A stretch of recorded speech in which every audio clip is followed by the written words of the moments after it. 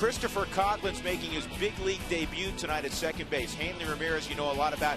Jorge Cantu's been their MVP so far. He's been terrific. John Baker's got pop behind the plate. Cody Ross, last time we saw him, he had 15 ribbies here. Jeremy Hermida, the former Rocky Alfredo Amezaga, who can play everywhere. Tonight he's in center field. And then right-hander Ricky Nolasco to face tall drink of water, George, Jason Hamill, as we glance at his Fidelity scouting report. You're absolutely right. A big, tall drink of water at 6'7", good downward plane on it. You're going to look at his fastball between 89 and 95. The slider works 79-84. The change 78-82. I think he likes to work the fastball, and watching his most recent start, slider fastball to the outer half of the plate, he's got to make the right-handed hitters aware of the fastball in, which is going to make his curveball slider that much more effective. And he was good in his last outing, 6 shutout innings. As we take a look at the gloves behind him in the outfield, Seth Smith will be in left field. Ryan Spilborghs for Dexter Fowler in center. Brad Hopp is in right. Ian Stewart for Garrett Atkins. That's 2 ball games in a row that Garrett does not start. Troy Tulowitzki, Clint Barmas, Todd Helton. And behind the plate is Chris Iannetta. Let's look at our Bird Automotive keys to this ball game tonight as the Rockies take on the Marlins. Obviously, I think the 2 starters in this ball game will play a significant role in the game. Hamill, very good in his previous start, needs to duplicate. Second time through against Nolasco, for me, will be a big key into this. And the bullpen battle in the 7th and the 8th inning and the 9th. It should be interesting to watch this ball game because Nolasco doesn't walk people. How about what he's done against the Rockies? 1 walk in his 2 starts. He had 1 relief appearance, but in 2 starts, 1 walk, and he threw that 1 shutout where he punched out 13. Yeah, he's a gifted guy, and last year he won 15 ball games. More on Nolasco in the next half inning. Right now it's up to Jason Hamill to retire Emilio Bonifacio, one of the fastest men in baseball. The problem for Emilio, George, has been, like a lot of speedsters, stealing first base. Well, it's tough to steal second if you can't get to first. He has 6 stolen bases, been thrown out a couple of times. He's hitting .250. Hamill's got to have a lot of confidence after his last start, and that, to me, is the pitch that really gets me excited about Hamill. I mean, yeah, he can run the fastball up to 94, maybe touch 95, but he's got a real tough slurve. Well, what he showed to me, wasn't afraid of contact. You know, allow the defense to do some work. He had 1 strikeout. He's going to get a strikeout. Hopefully here they will. Oh, what a nice play by Helton. I tell you what, George, you were right on that. That was a tough play by Helton. You got to put your hand right in front of a guy that's running about 40 miles an hour at you. Well, that's where you get a lot of dislocated shoulders when things like that happen, because you're reaching around, and obviously they're going to have an opportunity to come at you. You'll see it right down the line. Hook in the dirt. Iannetta comes out and gets into the fair territory. But look at the ball tail. See, as it starts to tail, that's where the difficulty can start at times. Good play by Todd. Chris Coughlin making his big league debut. And the first pitch is in there for a strike. Now, it would be fitting right now, George, to hit a fly ball to that guy. They were college roommates at Ole Miss. Seth Smith and Chris Coughlin. I'm sure Seth real excited for Chris's good fortune to be called up today. The reason he was called up, Anibal Sanchez, George, he just can't stay healthy. He hurt his shoulder yesterday in the 5th inning, a 4-2 loss to Atlanta, and he's having it examined, but they immediately put him on the DL. They brought up a position player because they don't need their 5th starter for more than a week, so they brought up an extra bat, and it's this young man. Guy that can play multiple positions for Freddie. He can play third, he can play second, get in the outfield. Actually, he's only been in the outfield for 1 game, but that's one position they wanted him to go learn at the AAA level. Guess what? He hit a fly ball towards Seth Smith. Come on, Seth, go get it. Wind got that one. George, the wind is, and I know we had fun with it yesterday when Mark Stout was down field level and Alana's down there today, and we couldn't figure out the wind, but it right now looks like it's a significant right to left breeze. Well, heavy, yeah, and I think it's about 15 to 20 miles an hour, not just based on flags, but what you feel when you walk out into that area of the ballpark. 63 degrees, the game time temperature. 2 balls, 2 strikes. We're going to see that good curveball again. There it is, strike 3. Brian Runge says it was good enough for me. And Coughlin is gone. 2 punch outs to begin for Hamill. Hamill with the hammer. Yeah, oh, we got a new name for him, Hammer and Hamill. bet. Right here it is on the Hyundai cam. You can see the hand stay way up on top of the baseball, create the good downward break. He may have been a little bit high with the breaking ball, but it was framed perfectly right there by Annetta. George, you're an old American League player. That's an old American League yeah, strike that right is. there. Yep, sure is. Hanley Ramirez. Now don't feed this guy a good first pitch fastball, because he's going to be hacking like that. That is amazing. I mean, and obviously you're not calling it, but I don't know if you saw where Annetta set up and asked for the baseball. And when I saw it setting up and I heard you start talking, I was like, oh boy. How about that? You know, and the only reason I'm saying that is because this kid has proven over and over, all the way from the sign, we're going to be able to take this and look at it from the sign when it comes into the home plate area. George did a little homework on Hanley last year. Here it goes. Last year, when he swung at the first pitch, he hit .485 with 11 home runs. He did that against the Rockies last year, if you recall, against Greg Reynolds. Middle half down, and that's where Annetta wanted it, but he wanted the ball down in the strike zone. He didn't want it up in the strike zone. He wanted it down, and the ball stayed belt-tied middle half with very little tail. There's certain guys you gotta understand you can't do that. I mean, Jeff Francoeur, you know he's going to fire at the first pitch if it's hard. Hanley Ramirez 2 home runs yesterday, and he stakes the Marlins to a 1-0 lead tonight. Jorge Cantu with a 1-1 count. He's got 8 home runs, and this is sharply hit, but a pretty hot for Tulowitzki. Rockies will get to the dugout. Hanley Ramirez with the home run to left field, and the Marlins lead at 1-0.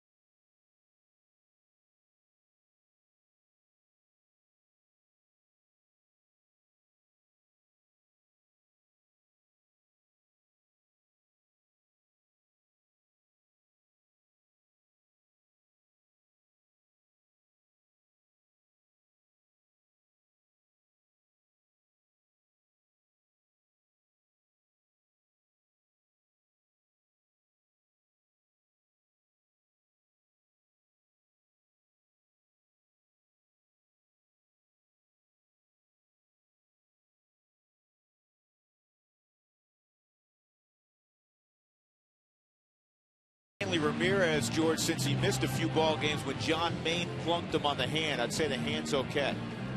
I think the hand's 100%. Clint Hurdle's hoping to even the score right now in this bottom half of the first inning. Here's his lineup. It's a little bit different. Clint has not been afraid to shuffle the deck at all in the early going this year.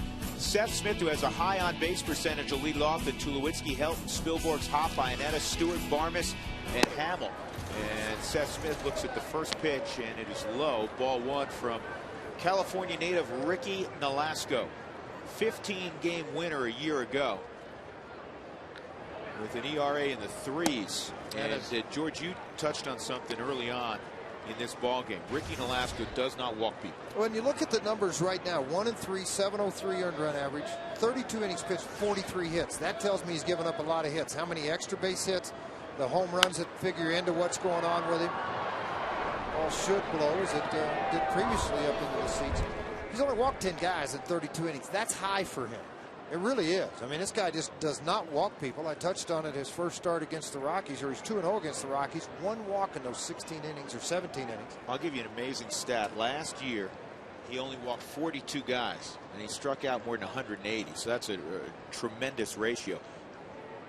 Here's the 2-1, swung on and missed, 2-2. But George, of those 42 that he walked a year ago, how many do you think he scored? 5. 4. Isn't that amazing? Yeah, with runners on. I mean, he had the ability a year ago to shut things down. This year he hasn't been able to do it. 383. 4 out of 42 all year scored. That's just low. Boy, Brian looked like he was going to run around John Baker, the catcher, and take an even closer look at that pitch. I tell you what, he was right on top of it, wasn't he? Maybe it's the cool temperature tonight. He's into it. He is. That's what you want. Good crew tonight. Here's the 3-2. And this ball is lifted to center field pretty well. In fact, almost over the head of a Mezica, who just flat out ran it at the end. Alfredo, more of a middle infielder, but he can play everywhere, and he's getting the start tonight in the middle of the vast outfield that George likes to call the Ponderosa. Yeah, watch this. He start, stop, and then takes off, and then right at the last second times the leap and has the ability to make the catch on the baseball. You know, the one guy they thought about, of course, he makes it seems like a highlight play every night at shortstop, was Hanley Ramirez, about him going to center field at one time after his first year in the big leagues. I think he's pretty good where he is. High and deep left field. You can forget about this one. How far? Oh, about 30 rows up. We're all even. For Tulowitzki, his 4th of the year. I mean, he crunched that. Got a ball up in the strike zone, and when he gets a ball up, obviously a very good high ball hitter from about the belt to the chest. You get it above that, has trouble with contact. No trouble with contact there. 2 home runs in the opening series against the Diamondbacks. It's been a little bit of a drought for a while. That's the 5th home run Velasco has given up. Middle half in, everybody knew it in the ballpark when it left the bat, including Troy Tulowitzki. First home run in 72 at bats for Troy. Here's Helt. And he takes a off-speed pitch away, ball 1. Todd hitting .500 over his last 10 ball games. He's got the average to .355. And this is going to land softly in the outfield. Into the bat, and 11-game hitting streak now for Mr. Helt. And to look at Velasco on the mound right now after he made a good pitch on Helt and it broke the bat, but yet gets into the outfield here, kind of looked to the dugout, shook his head, because, folks, the first 2 balls were scalded as we look at the Fidelity scouting report on this young man. Taking the mound tonight. His fastball to run 89-93. The slider, you see the velocity there. The plate, time to the plate, I put that in there in case the Rockies want to get the running game going. 1.24, which is very quick to the plate. He wants to live with that fastball down, not up here where he did on Tulowitzki. Todd is not a good example of this because Todd's not going to steal a base. But Ricky Nolasco, as George was talking about, holds people close. Last year, only 12 attempted stolen bases against Nolasco, and 7 were successful. So, I mean, that's good. 5 thrown out, and only 12 attempted. That tells you Nolasco is difficult to run. Very difficult to run. The guy that's quick to the plate, raises, moves over to first base, holds the ball, freezes the runner. Spilborg's at the plate. 1 ball, 1 strike. Rockies have tied it up with a long home run off the bat of Troy Tulowitzki. Helton at first, 1 out. And this is lifted foul. But it may stay playable for Cody Ross. Even though you got the wall here, there's some openings that keeps the wind going, and I think it allowed the ball to stay in the ballpark. Because normally on a right-handed bat like that, when you're fooled on a breaking ball, it's going to fade hard right. Didn't do it. Here's the outfield. Hermida, Amezaga, Cody Ross, Emilio Bonifacio, good hands at third. He's a middle infield type. Ramirez and the kid Coughlin, who just got called up. Corey Cantu has great hands. He's originally a third baseman, and John Baker's behind the plate. 2 outs. Helton at first, and here is Brad Hopp. Brad hitting .321. Todd saying, what's going on? I'm not going anywhere. Well, that home run by Tulowitzki puts the Rocks on top. They were tied with Philadelphia with 37 home runs. The Rockies now with 38. But there may have been one in Philadelphia tonight, Doug. 10-3. Phillies were on top. I'll tell you where there was one, George. And we're going to get to this a little bit later on, but you kind of led me to it. The Yankees took a 3-0 lead in the first inning against Baltimore, Camden Yards. First swing of 2009 for A-Rod, 3-run homer. Healthy cut there by Brad Hopp. Brad's 5 for his last 12 over 3 ball games at the plate. He has reached in each of his last 11 starts. .418 on base percentage.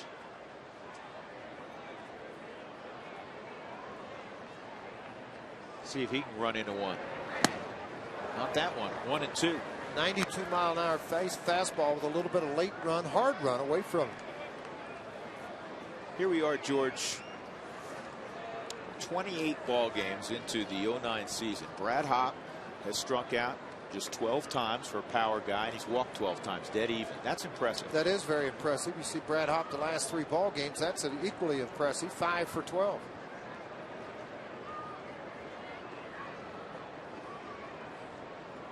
Baker wants the ball away. It's like a changeup.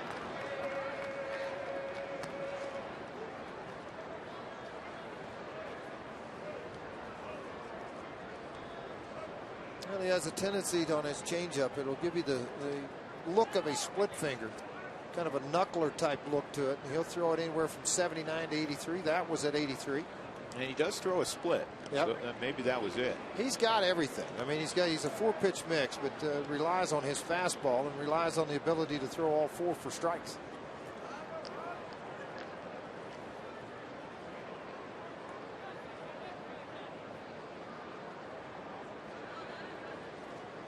And now Baker and Nolasco will get together. Hey, there's a lot of early season trends the Rockies would like to erase or correct, if you will. One of them is the fact that they're 1-13 when the opposition scores first. Now, the Marlins obviously scored first. They were up first. Rockies have tied it up on the Tulowitzki home run.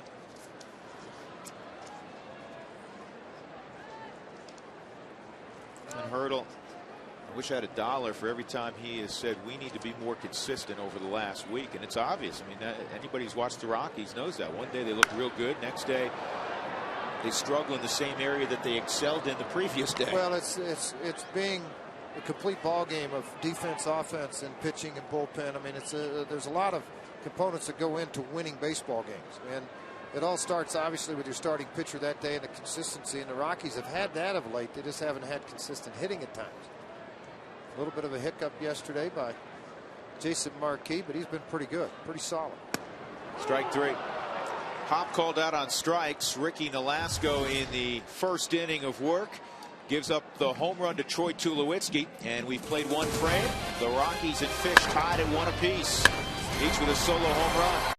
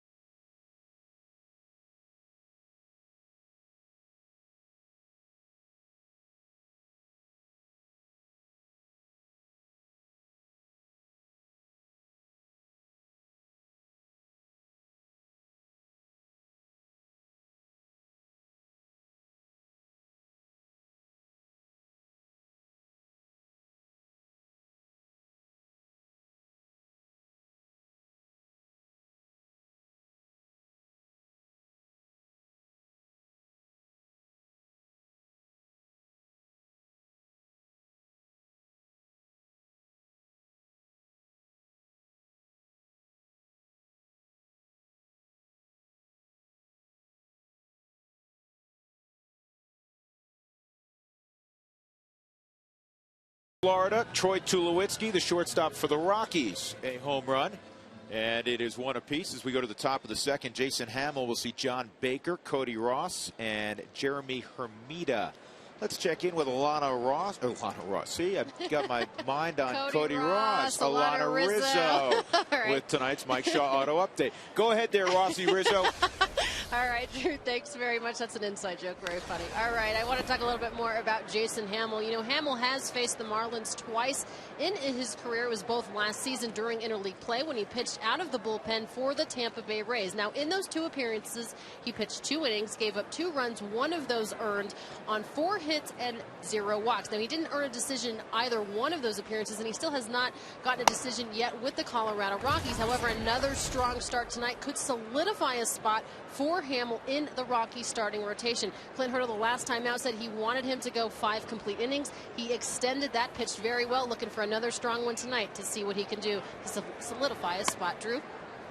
Well, you know, he was real impressive, Alana, in his last outing. He is very confident.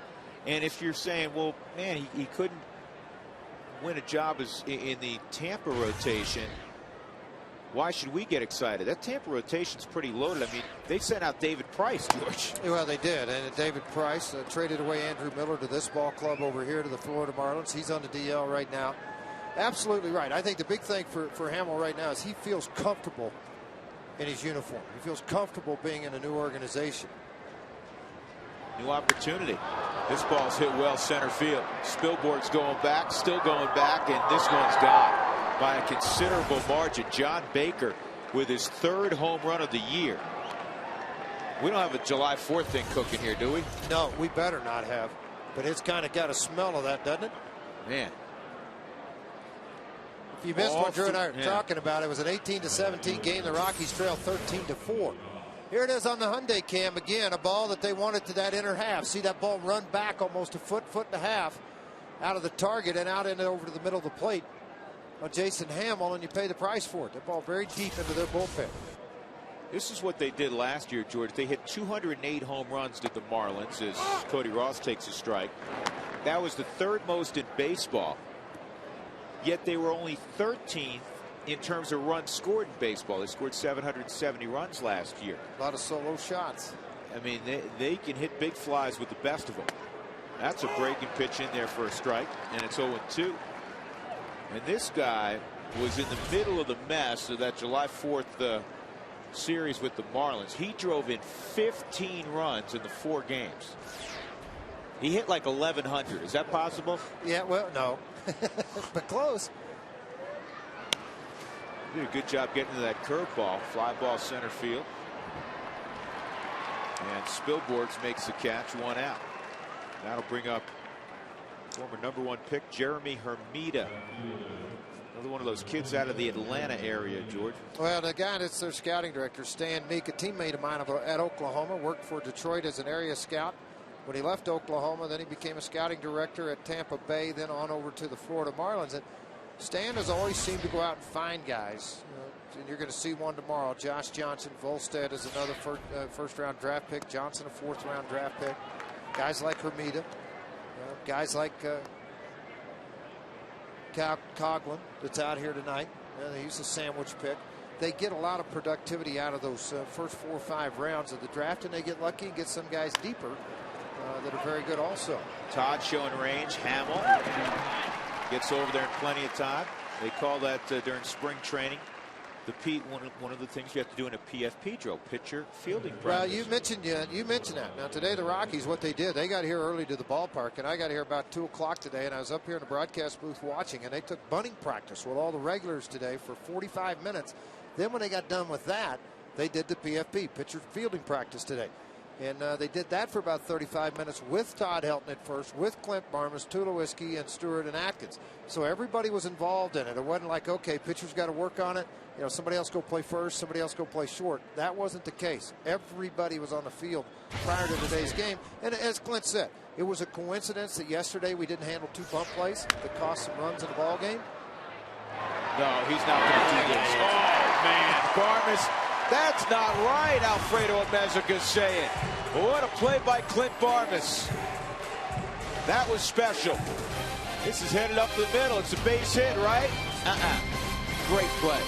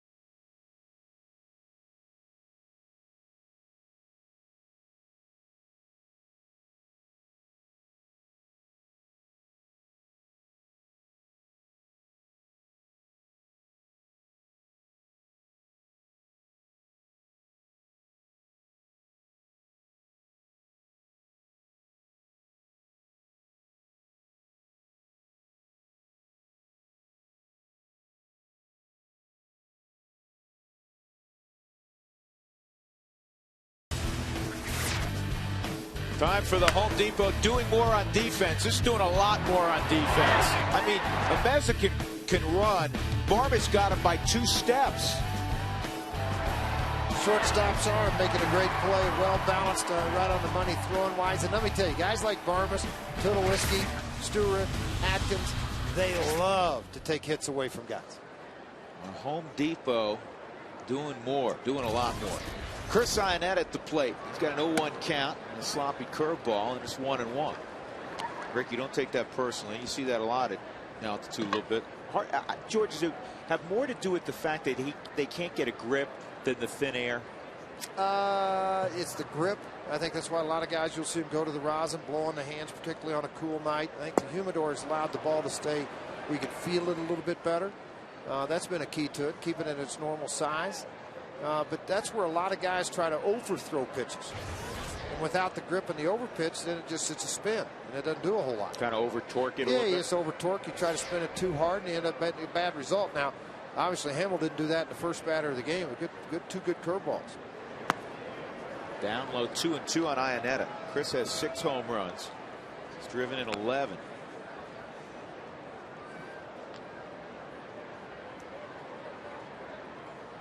Oh for 2 yesterday, but he reached a couple of times with that good eye. He walked twice.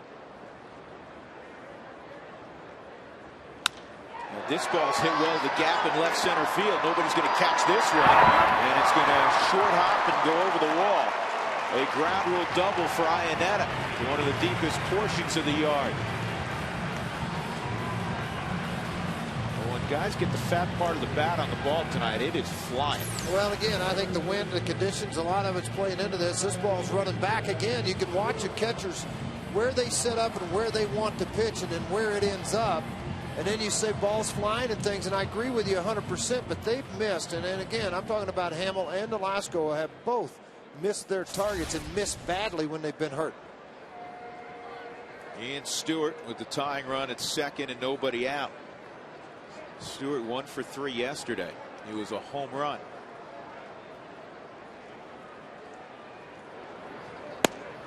And that's a strike on the inner half.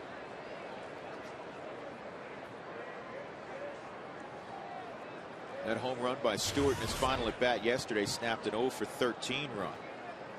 It was a 2-run home run in the 9th. Unfortunately, the Rockies were behind by 7 runs when he hit it out.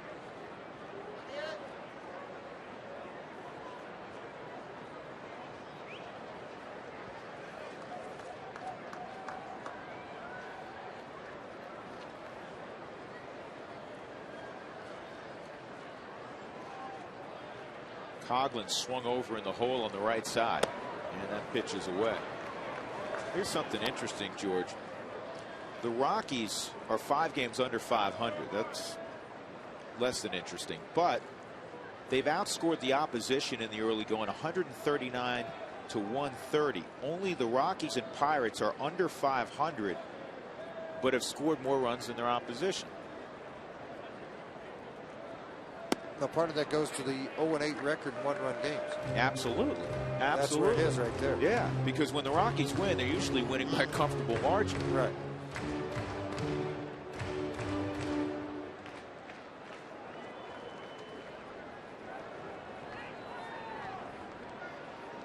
Stewart trying to move Ionetta along. Outfield deep, pulled a little bit toward right. Did you take a notice of what Hanley Ramirez did there? Yep. I don't know, folks, and we probably don't have to replay this. He got in behind Ionetta, and when Nolasco looked back to last time, he waved like going to go to home plate, like there was a pickoff on. So watch if we can pick this up. See him crawl in behind him, and watch his hands here right at the very end. See him just wave, say, go ahead. Throw the ball. Because I don't know if they were thinking about putting the pickoff on, if they're trying to shorten some things up, so he's throwing the glove out behind him to see if they want to do the open look. Try to minimize some of this damage that's going on.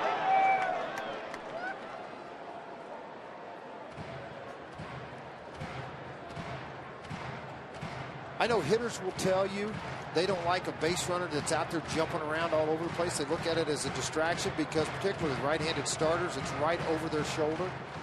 And they see this white moving around back there behind them. Well, they don't like middle infielders jumping around it. It's all part of the distraction part of it. I guess Hanley's decided, okay, you don't want to try to pick anybody off, then I'll just play short. Yeah, he's backed himself all the way over there. I'll just play short then. You go ahead. Maybe warmed up. Yeah, there you go. Fans, feed your Rockies fever at Taco Bell. If the Rockies score 7 runs or more during any ball game, go to participating Colorado Taco Bell locations the next day between 4 and 6 in the afternoon. Feed your fever with 4 tacos for $1 with the purchase of a drink. Great deal at Taco Bell. 3-2 on Stewart. And he popped him up. Right off the end of the bat, it appeared to. Cantu never saw it. I don't know if he never saw it or never made a move on it, or Coghlan, you come get it. Get your first spot fly. See, this is part of it. And again, I understand where Stewart's coming from. He's a big, strong power hitter, RBI guy, has always been that way. But then you got to sometimes, I got to make sure if I hit this ball to the right side, I got to hit it hard and I got to hit it on the ground. Yeah, I mean, it's because worst case scenario, you get a base hit, or you don't get a base hit, but you move him to third. Best case, you get a base hit and he scores. Listen, you're not always going to be able to come through. You're not going to be able to execute every time, and the pitcher's trying to prevent you from doing just that. It was the biggest point of emphasis for the Rockies in the offseason. Easy play for Bonifacio, and Barmes is retired, 2 outs. Now you need a 2-out knock. You get a leadoff double. You want to bring that guy around. You have to do whatever you can, the majority of the time, and now you're asking a pitcher to come through. Yep.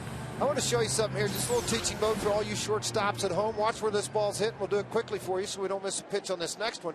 Watch what happens, all right? You're going to see him come in and charge. Look what Hanley Ramirez is doing. Because of the runner on second, somebody's got to come cover the bag. And a lot of times you get a speedster at second, they'll take off the minute they release that baseball to first base to try to get to third. And a shortstop's responsibility is to come around behind that, prevent that.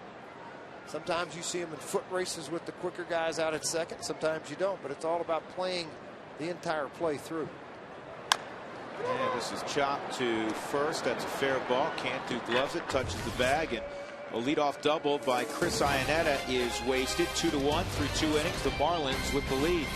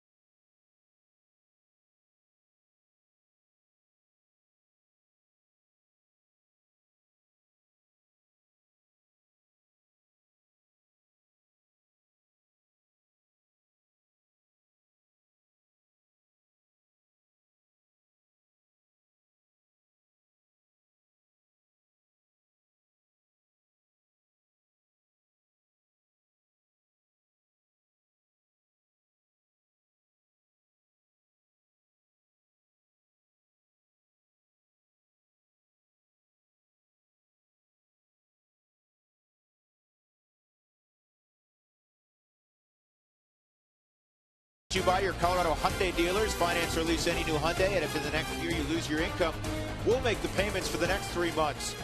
By Dex, take the sport out of finding local information with Dex. Find what you need when you need it in print and online at DexKnows.com. And by Burt Chevrolet, where the 09 Traverse is under $24K. Rush hour is over. Time to enjoy the weekend. And thanks for joining us from Coors Field tonight. Drew Goodman, George Frazier, Alana Rizzo, 2-1. Top of the third inning, Ricky Nolasco will lead off against Jason Hamill. Not a horrible hitter, 143 lifetime, hit the .111 this year. Does have a home run, 12 RBIs, and 119 plate appearances. I've noticed through the years that's how you compliment your brethren, pitchers. He's not a horrible hitter. That means he's not bad. Right, he contact occasion. Yeah. He's CO. That's sitting there for a strike, 1-1 on Nolasco. Nolasco's brother Dave, back in 2001, was a 23rd round pick of the Milwaukee Brewers. Made it up to Double-A before retiring. You know, I think a lot of guys realize, particularly college guys that are senior signs that have their degrees, realize that when they get to be 26, 27, I'm only in Double-A. Maybe it's time to go put that accounting degree to work, or the business degree, or whatever it may be. Time to go try that for a while. Swing a little harder next day. You get hurt swinging like that. Did you see that? Yeah, you know, he bailed a little bit, but he had bat speed. Bat speed? Man, he was swinging hard. I'm telling you, watch your back here, folks. You got a fastball in. He's trying to unload on that thing. 2-2. See, he calmed down a little bit, and he made contact. Ricky signed out of high school. He had a gorgeous high school career. Had he not signed, he was going to go to Long Beach State, where, of course, Troy Tulowitzki went. Reigning American League Rookie of the Year, Evan Longoria, who went deep again last night, George. I saw that. Is that his 10th last night? Is that right, Doug? He's in double figures. You know who's going nuts again? It's Carlos Pena. Yeah, is he ever? Tampa. He's got a dozen. Back to back with those two swinging the bat.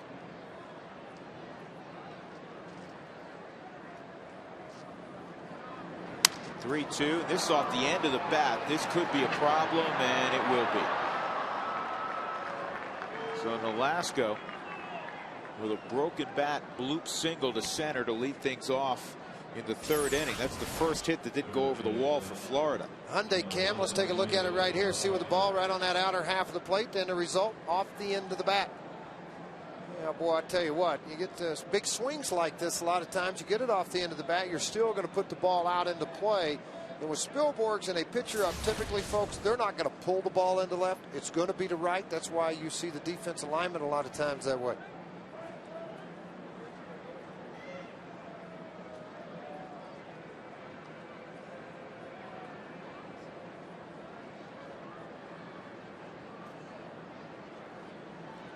It's a 6-game road trip for Florida.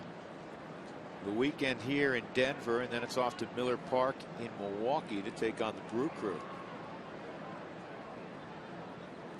Swung on and missed by Bonifacio. He struck out his first time up. Brewers are hanging tough in that competitive NL Central. They won 7 of 10. They're 3 games over 500. Everybody chasing the Cardinals right now. Cubs making a move. They've won a couple in a row. Well, you knew they were going to be pretty good. They're doing it without Zambrano. He's going to be back here in about 7-10 days, hopefully. Basically doing it without Milton Bradley, their big sign in the offseason. And Ramirez, too, hadn't played a lot. Yeah. You know, he's back in the lineup now, but he hadn't played a lot early in the season. And I like Lou's comment. He just said Milton Bradley will play when Milton Bradley's healthy. End of the discussion. He's the right guy, George, don't you think, to manage Milton? He's the right guy to manage in a big city. And that's a good point. No, also. because he's played in New York, and then he's a GM in New York, managed in New York, managed world champion Cincinnati. Outside 2-1 on Bonifacio. They gave up a lot to get Emilio Bonifacio. They gave up Scott Olson. Yep. They did give up a lot of people. Thought this guy, and he still could. Don't get me wrong. A leadoff guy with some wheels. Ian Stewart in on the grass a couple of steps. Todd Helton not holding the runner on at first. Slashed foul. Josh Willingham was also in that deal. Willingham's a pretty productive offensive player. Well, you're watching Bonifacio on that last swing, even on a 1-2 count, excuse me, a 2-1 count. It appeared that he's still looking for that curveball because it was such a late slash at the fastball. Struck out on 2 good hooks in the first inning. And that one is snared by Stewart. There's one. You're not going to double up Bonifacio. Well, see, a lot of times, guys, when they dive like that, they feel like they won't have a play at second base because the guy's usually moving on the play. And so they're going to go this over to first base normally. Well, Stewart recognizes pitcher at first. Guy doesn't run very well, but a guy at the plate can really fly. If I go to first base, probably not going to get him. Made the right choice, went to second. Bonifacio 6 of 8 stealing bases. And this is definitely a running situation. 1 out. Marlins leading 2-1 as they hit in the third. 2-hole hitters up. Chris Coghlan, who struck out looking in his first major league at bat.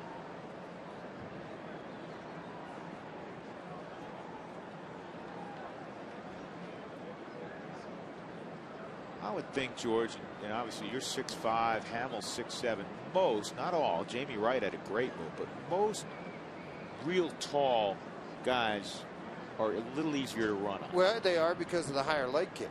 But what really dictates, I think, even with a high leg kick, if you've got a short, quick arm action, it helps you get to the plate quicker.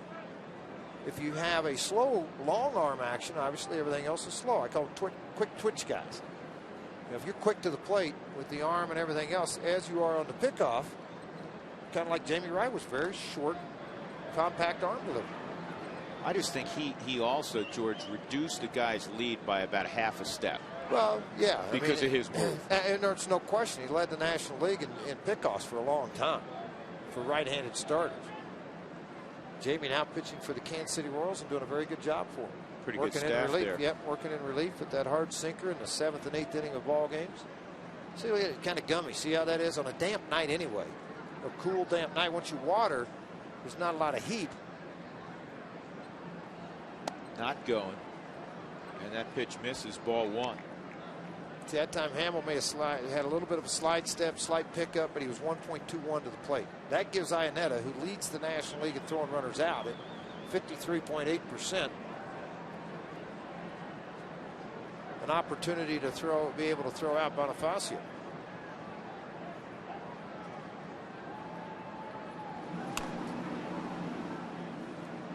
Chris Coghlan at the plate. AAA New Orleans was hitting .344 with 3 home runs and 22 driven in upon his call up. Started out slow. He's hitting .525 in AAA over his last 11 games.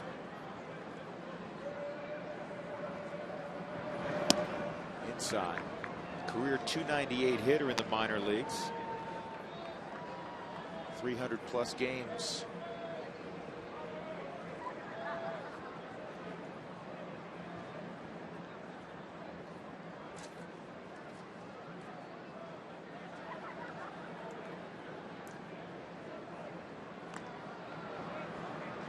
Just want a way to wear down, honestly, wear down a base runner a little bit, make him die 4 or 5 times. Well, it does. I mean, there's no question about it. And he's starting to extend his lead as he's getting better looks at Hamill. And remember, Hamill's pitched against them in interleague play in the Tampa uniform. But what it does do, even with all of those moves over to first, holding the ball, what does it do? Pulls his thought process away from the hitter and where you're going with your target, and then over to the first base, and then that's when you make the bad pitch that could hurt you.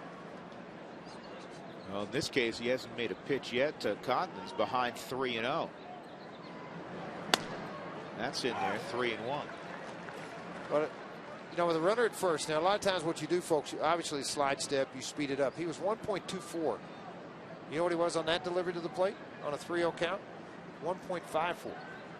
In other words, he sat on the back leg longer, allowed the arm to get in the proper spot. Everything followed through. There goes the runner, high, ball 4.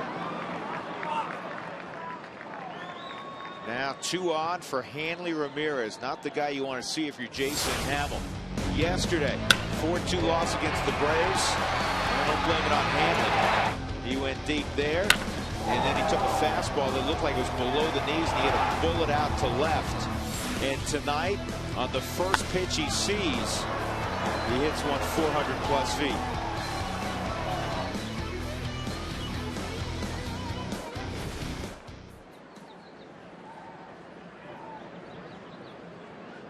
One of the other things about Ramirez is if you do get him to hit it on the ground, you say, all right, you can get out of it with double play. Well, he runs as well as just about anybody in the game. Well, that's the other side of it. He runs very well. I mean, he's been thrown out 4 times on the base pass, but he's attempted 7 stolen bases.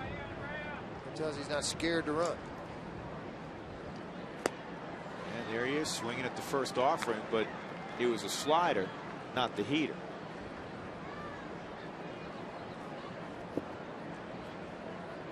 There are a lot of guys that buy into that philosophy. Let it fly on that first pitch if it's around the zone, because typically, you know, what do pitchers want to do on the first pitch? Well, absolutely. Particularly after you just walk the guy. You want to get ahead. Yep. That allows you to go to the breaking ball. I think the one guys that handle Ramirez a little bit are guys that have the ability to throw a breaking ball. That took a bad hop, and that rips past Stewart. Bonifacio will score, and it's 3-1 Florida.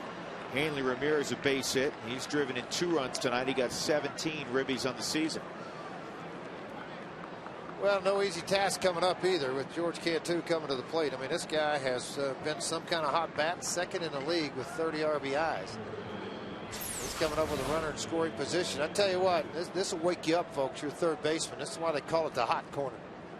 That is a 1-hop line drive right at your lips, and all he could do is fold over backwards and hope he got a little leather on it when it went by.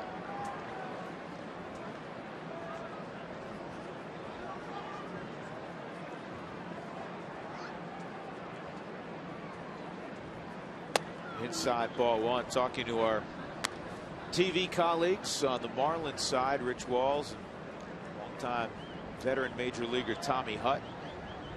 They said to us this year, George, what they said to us last summer the first time we saw the Marlins. They said our MVP so far, even though Hanley's been great, is Jorge Cantu. Well, think about this. He's 12 for 31, 387 average with runners in scoring position. He's 2nd in the National League in the RBI totals. He can play third. He can play first. And Bob Apodaca is going to go out and meet 2-0 on Cantu. Not a guy you want to feed a fastball that's grooved to. Well, he hit a ball hard, 1 hop. Remember, right at Tulowitzki in his first bat.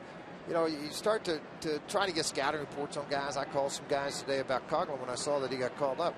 34 stolen bases last year. So there's wheels out at second base, too. Good athlete. Cantu in his last 11 games, 5 home runs, 19 RBIs. Get this about Jorge. He has 2 games this year where he's driven in 5 in a game. They have 3 other guys in their lineup that have had a 5 RBI ball game this year. That's the Marlins, though. That was the Marlins last year. They can put up a crooked number on you.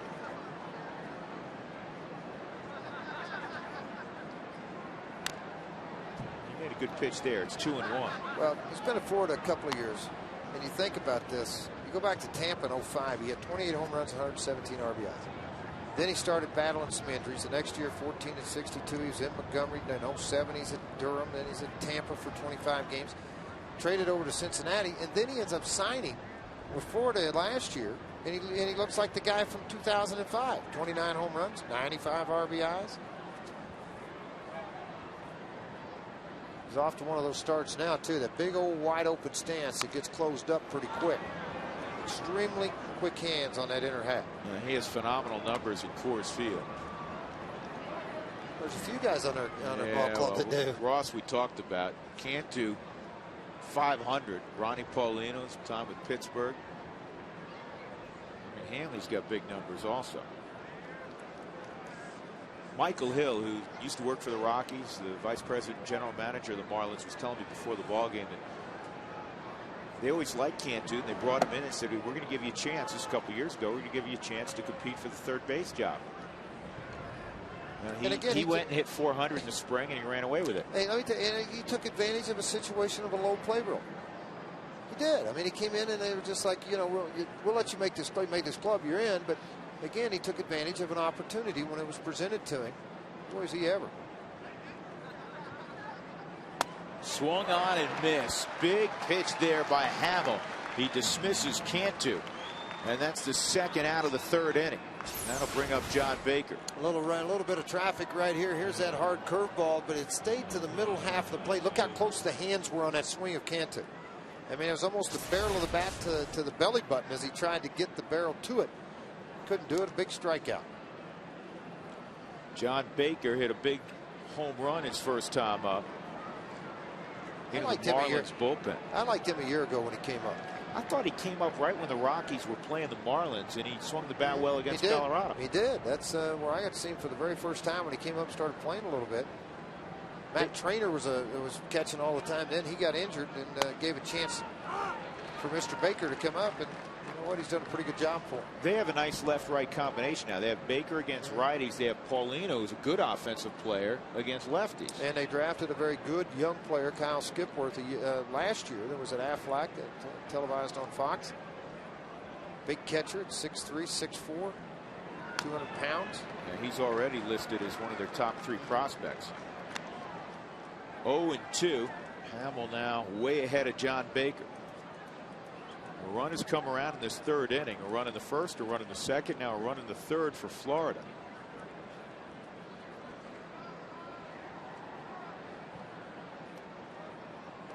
First meeting of the year between Colorado and the Florida Marlins. Both, of course, entered the big leagues in the same year, 1993.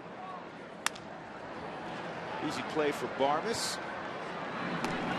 In the inning, there was a walk and a couple of hits. The Marlins score another. They lead it 3-1, middle of 3 at Coors Field.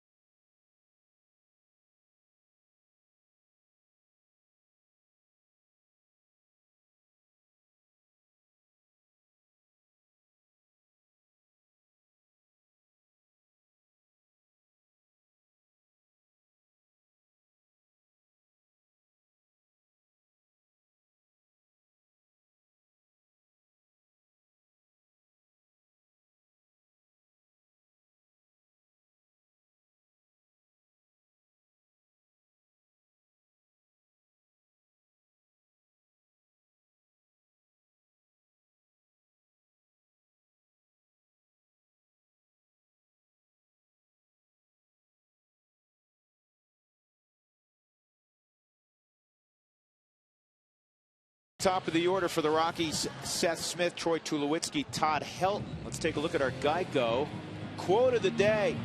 This from Don Ohlmeyer. We're looking for 4 games and out. The faster it's over with, the better it is. Don Ohlmeyer, NBC Entertainment executive, on the eve of the 97 Indians Marlins World Series because it was bad for TV ratings.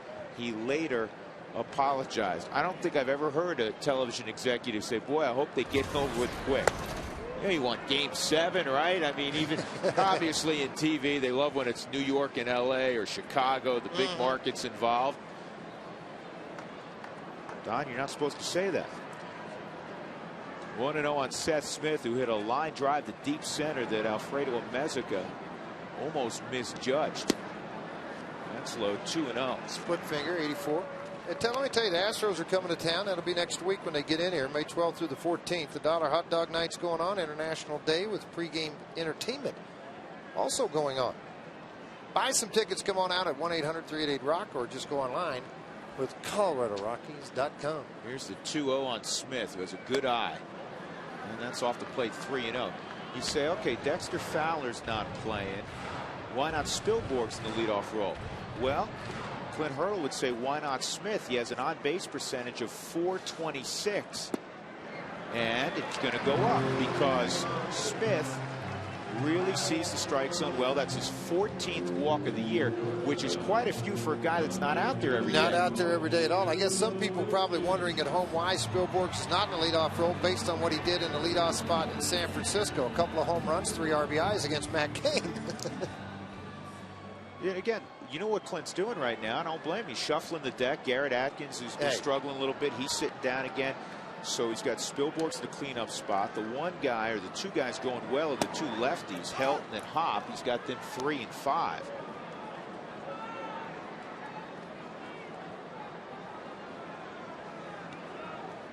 You know, it's nice when, for instance, with Charlie Manuel's got all those guys rolling, Rollins and Utley and Howard. You write the same, Jason Wirt, write the same names down one after another every day. Doesn't always work that way. 1 ball, 1 strike on Tulowitzki, who smashed the first ball he saw in his last at bat over the left field wall. And it cleared the wall by a considerable margin. I thought it had a chance to get up on the concourse, in fact.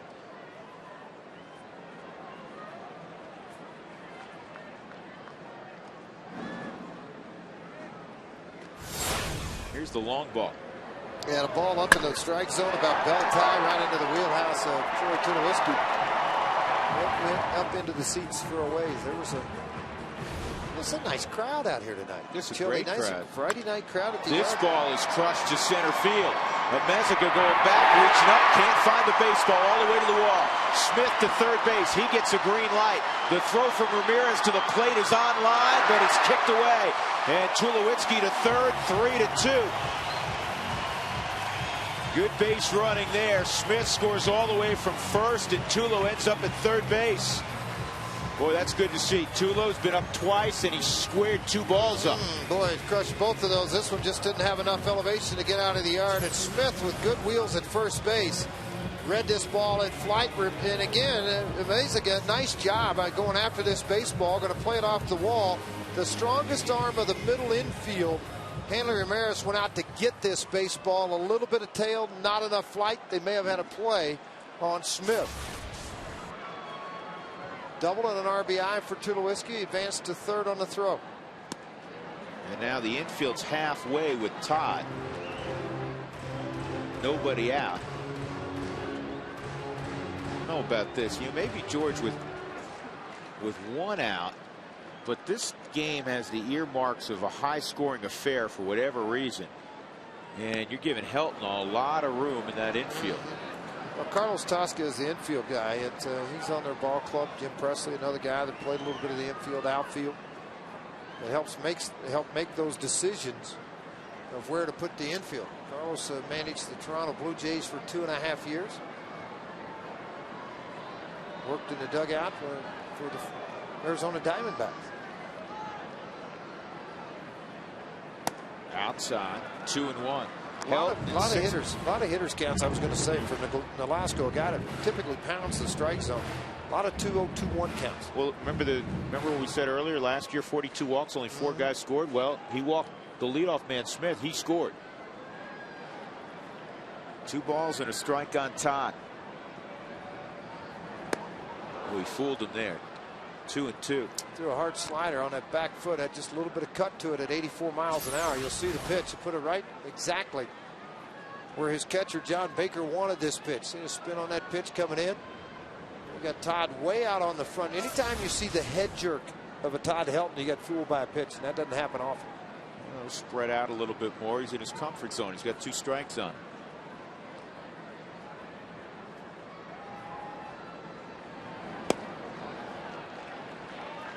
Three and 2. Helton in 64 career matchups with the Marlins. 64 games, 54 RBIs. Well, he was one of the few guys that went to Ford and hit all those years early in the 2000s. The Rockies couldn't seem to score a run down there. Todd was the only guy that hit down there. This ball lashed out and fouled by about 3 feet. Bill Miller got a little excited over there. Almost got to wear that one in his rib cage.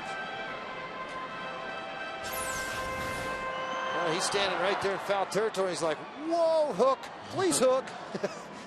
he didn't want anything. Oh, please hook around this big old body of mine. I don't want to get whacked with that. The ball missed him. I don't think Bill missed the ball. I agree 100%. And this ball off of Cantu, and no advancement at third by Tulowitzki. He was hit too hard. See, I think with the first out and the infield halfway in like this, it's not a contact play. Nope. Where the guy's going. You hold everybody in place because you got another shot at him with a fly ball or a ball get up in the airborne. And quite honestly, that ball Todd hit was hit pretty well. Or Cantu would have fielded a lot cleaner than he did. It's a good pitch by Nolasco. It was hit hard by Todd, but it wasn't a ball that was going to be lifted. And Spielborg's flied out deep into foul territory down the right field line. But he was trying to elevate the baseball. He needs to do that here, but keep it fair.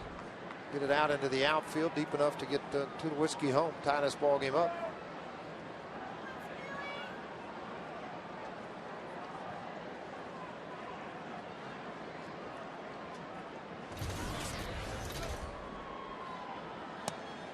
Inside, 1 ball, 1 strike on Ryan. Game 3 of an 8-game homestand. The Rockies 1-1 with the Giants. After this series is concluded Sunday, day off Monday, and then the Houston Astros come a-calling for a 3-game midweek set. 1-2. Tulowitzki at third. Doubled in the Rockies' second run. He represents the tying run. Got to get him home. Nobody out runner at third. It's got to be automatic. Well, it's especially where they're on the lineup. You say automatic. It's in the middle of the lineup. Absolutely. That there's you got to do whatever you can do to get a ball in play to try to get this run across. Yeah, I'll tell you, Nolasco thought he had him there on a fastball in after a couple of hard sliders down and away. Mark Wiley, the pitching coach of the Florida Marlins, worked with Dan O'Dowd very closely in Cleveland and on over here with the Rockies for a while at evaluating teams, being a pro scout. The opportunity came back to pitching coach again. He grabbed it. And Spielborg's is gone. Nolasco with the strikeout. Big punch out for Ricky Nolasco, his second of the ball game. And now it'll be left to Brad Hopp. Infield naturally will drop back.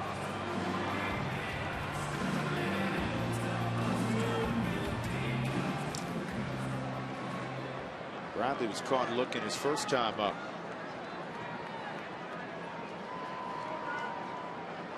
Four for 7. Runners in scoring position with 2 outs.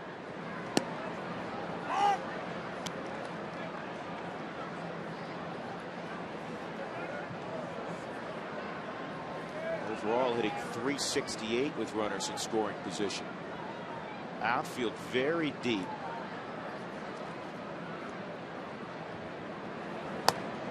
Interesting team to team, especially George, when you see teams outside the division, how they interpret the spray charts. Because usually inside the division in the NL West, you'll see the infield pulled and the outfield shaded to the offside, to the off gap, if you will. They're playing him to pull in center field with a Mezzica. And he lifts the ball to left. And a long run, and it's going to drop in fair territory as Hamida couldn't get there. And Hopp to second base with a fly ball double, and the Rockies have tied it up. Hit them where they ain't.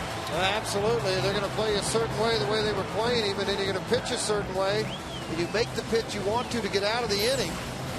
And then all of a sudden it just drops out into the outfield. Now you can see where everybody's at, and you can see the long run for Hamida in left field. He gets over closer to the baseball. He dives late. Maybe a couple of more strides, he might have had a chance on this. Well, Hopp, I tell you what, with 2 outs and a runner in scoring position this year, 5 for 8.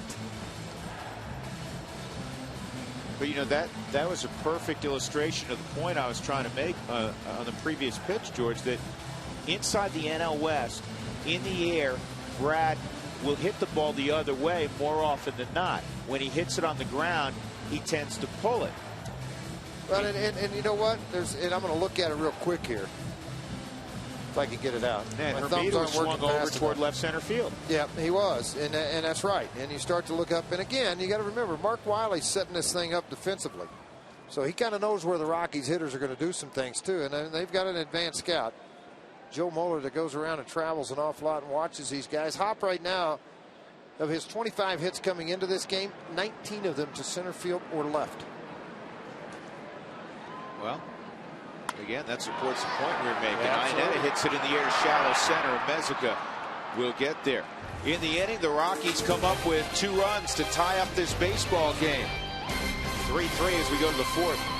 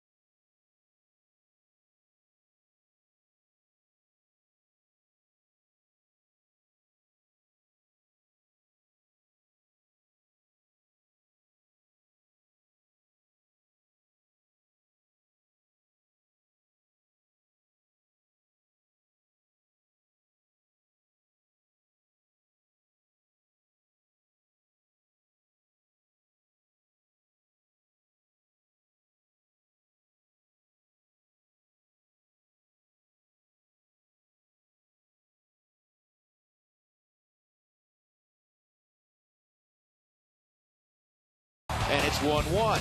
Second inning, John Baker. He's a catcher, can hit the long ball. And he does, though. So, and it's 2-1, Florida. Third inning, Hanley Ramirez rips one past Ian Stewart. And on that hit, the third run comes around. There's Tulowitzki again. A double over the head of Mezzica would score a run. Seth Smith comes around. He had walked. And then the next run came around on a fly ball double off the bat of Brad Hopp. Here's Cody Ross, and Hamill misses inside. So a run in the first, a run in the second, and a run in the third for Florida. I need not tell you that Hamill needs a quiet inning. Yes, he does. A 1, 2, 3 inning, give confidence to your offense, and when you get back into the dugout, and do it in a hurry. Good hook here for a strike at 75.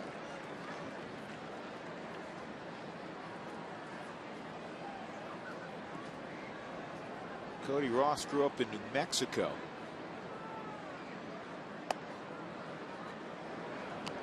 Two balls and a strike on Ross.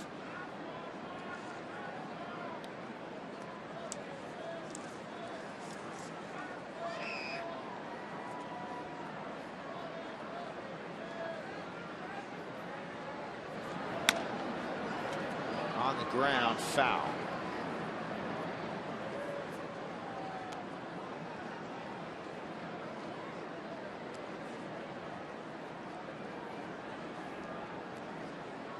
You know what Cody wanted to be growing up, George? A doctor. No. He has a brother in town. His brother lives in Denver. And I can't remember if he's a doctor or a lawyer. One or the other. Professional here in town. But Cody wanted to be a rodeo clown.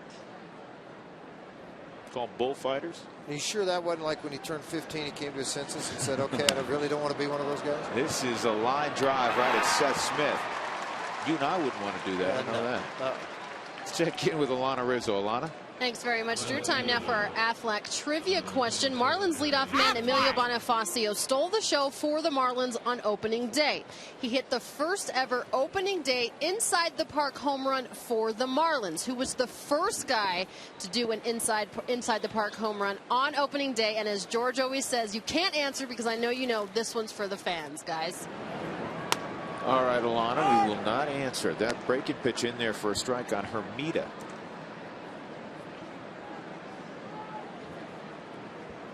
Jeremy hit a ground ball to Todd Helton, and he flipped to Hamill his first time up. Another breaking pitch for a strike. 0-2.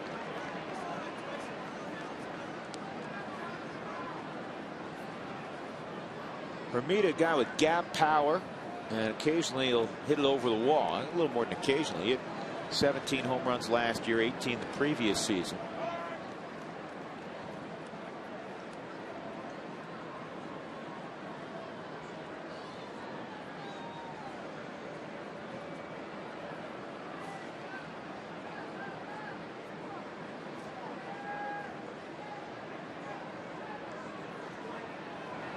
And another breaking pitch, and he just did get a piece.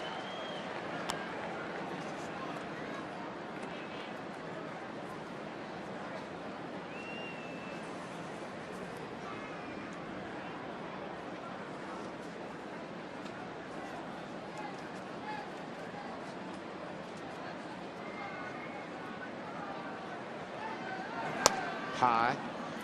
Well, Rockies fans, stay up to date all season long with team text alerts and video alerts for your mobile phone. Text Get Rockies to 65246 to sign up now, or visit MLB.com/mobile.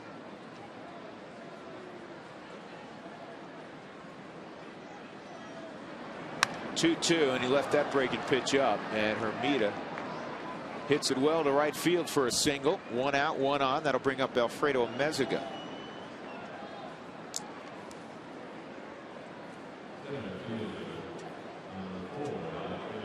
They have two guys in the lineup tonight that literally can play everywhere, which gives Freddie Gonzalez a lot of options, especially late in games. You can do some things that other managers can't because they get locked up in terms of where guys are going to play defensively. But you have a Meziga who can play every position on the diamond, and you have Emilio Bonifacio, same deal.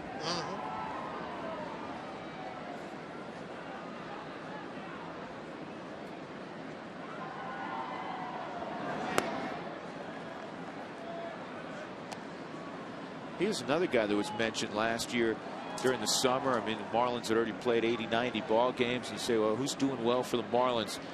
And they said, hey, don't overlook what a Meziga's meant to our club. Oh, yeah, because of what he could do. I mean, he can play in about 5 positions and play them all well. You know, you don't drop off defensively at all.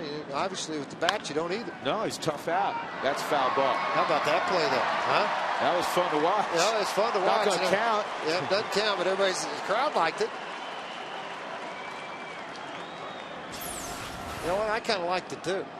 Helton comes off with the pitch, and he says, all right, stay on fair territory. Oh, couldn't do it. It looked pretty good, didn't it? Here, watch Todd right here. Going to come right down there into the camera and then wheel and fire. Oh, it's foul ball. Rats, I don't get on the highlight film. I know you at home are thinking the same thing I am. Every time he does one of those things, what does the back feel like? I know the back didn't feel too good yesterday when he had to dive, George. That's the one thing I think the Rockies training staff would love to see him stay away from. And hit and runs on. And Meziga reached down and plucked it foul. That's a real good teaching point, George, if you could. With a hit and run, when you're at the plate, you are obligated to swing. And watch Meziga here. He's going to swing and cover a pitch that's not in the strike zone. No, but you have to. Yeah. You've got to try to put that ball in contact, preferably on the ground, because when you put a man in motion, it opens up holes in the infield.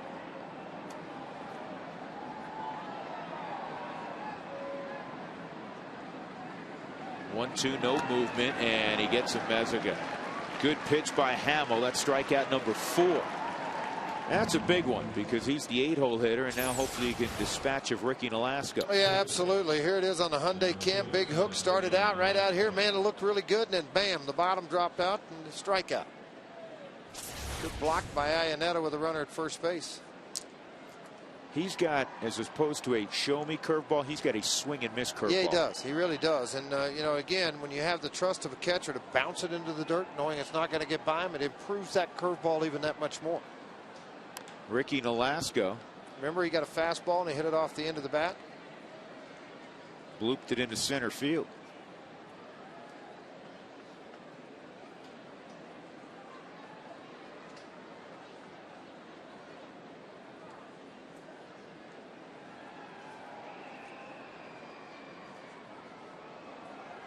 Jeremy Hermita's at first base.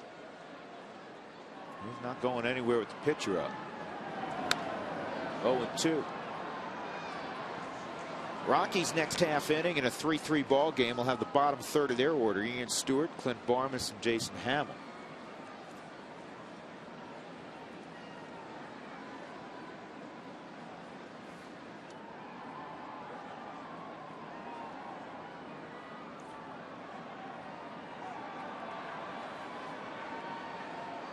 Make a pitch right here. Save your arm. Uh-oh, this is off the end of the bat again, but it's hit a little bit better, I guess. Maybe it wasn't off the end of the bat. It was off the barrel. I don't think that was off the end of the bat. I thought it was off the end of the bat. Well, it went 415 feet. Well, that end of the bat's pretty thick. But it got in some leather. That's what matters. Yeah.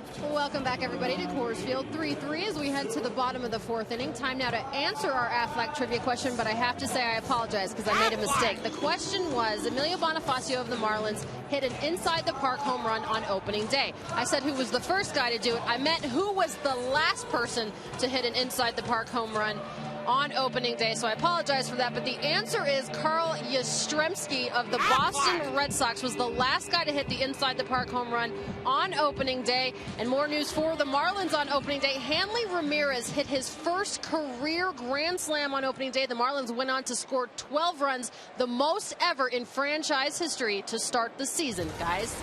There must have been a train wreck in the outfield for Yaz to have an inside-the-park. No, it was 1968. You could run a little bit then. How many stolen bases did Yaz have? Like 6? Come on, George. 6 in 25 George. years. There had to be 30? two guys ran into each other. Deep. This ball is smoked right at Cantu, and Stewart is retired. Maybe it was at that field where they didn't have a wall. Yeah, it was all you could get. Did they close that field down? Yeah. Well, news around baseball, and if you missed it, Bob Melvin was fired late yesterday as the manager of the Diamondbacks. They're off to a sluggish start. All-time winningest manager in more than 4 seasons. And he's been replaced by A.J. Hinch, who's never managed before. He was VP, Vice President for Player Development. So he'll be in the dugout tonight for the Arizona Diamondbacks, former big leaguer. Well, he just got out of a uniform in 05. A catcher, guy that's paid attention to the game, obviously. Yeah, well, Bob Melvin was a catcher. Drew. Drew. What? Yes, has 168 stolen bases in his career. I don't remember him being able to run like that. He 23 was his high. He was running when I was in 1970. Campers. He had 23. Wow. Yeah. Yes, I apologize. And he did the inside the park thing in 68. I still think there was no wall. No wall. Cow pasture in the Midwest. Hit it till you run. Stops. Whenever it stops, you got to stop. 0-2 on Clint Barmas. Ground ball to third his first time. He set up inside.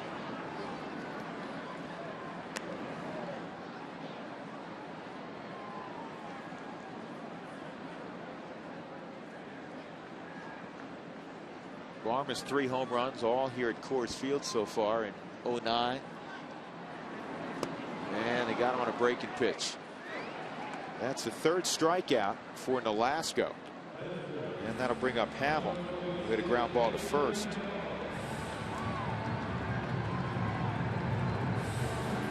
You surprised that Josh Burns, the powers that be in Arizona, pulled the plug on Bob Melvin just a month in? No, I think it all started, the thought process of it all started a year ago when they started out so well, had a big lead, and then couldn't finish it off, couldn't close it out, win the West.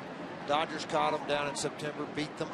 I think then, okay, look, he's won since he's been here. Let's see how we start the year out. The team struggled hitting the baseball. They had decent pitching. The bullpen was so-so. And Brandon Webster's been down since opening day. Yet they weren't winning baseball games, and I think it's a little bit of a surprise that A.J. Hinch was given. But when you look around right now, who else are you going to go get? Jim Fragosi's out there. Would he be a good fit for that ball club that's managed, been very successful? Fragosi's a guy that has an awful lot on his resume. But the other thing, Drew, when we go to the ballpark there, who do you see sitting behind home plate together constantly? You see A.J. Hinch, Jerry DiPoto, and Josh Burns. And it was a tight-knit group there. And I think, too, that, when A.J. may have been approached, or he may have approached A.J. and said, yeah, I'd love the opportunity. A.J.'s a good baseball man. He went to Stanford, 4-time All-American. Rockies.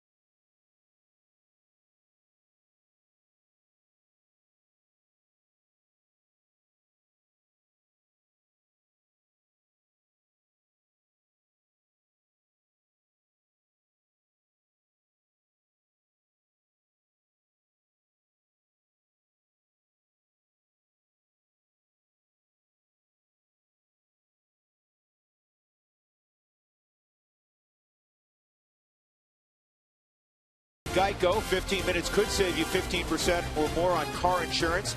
Visit us at geico.com or call 1-800-947-AUTO. By Comcast Digital Home Phone Service, warm up to unlimited local and long distance, call 1-800-COMCAST.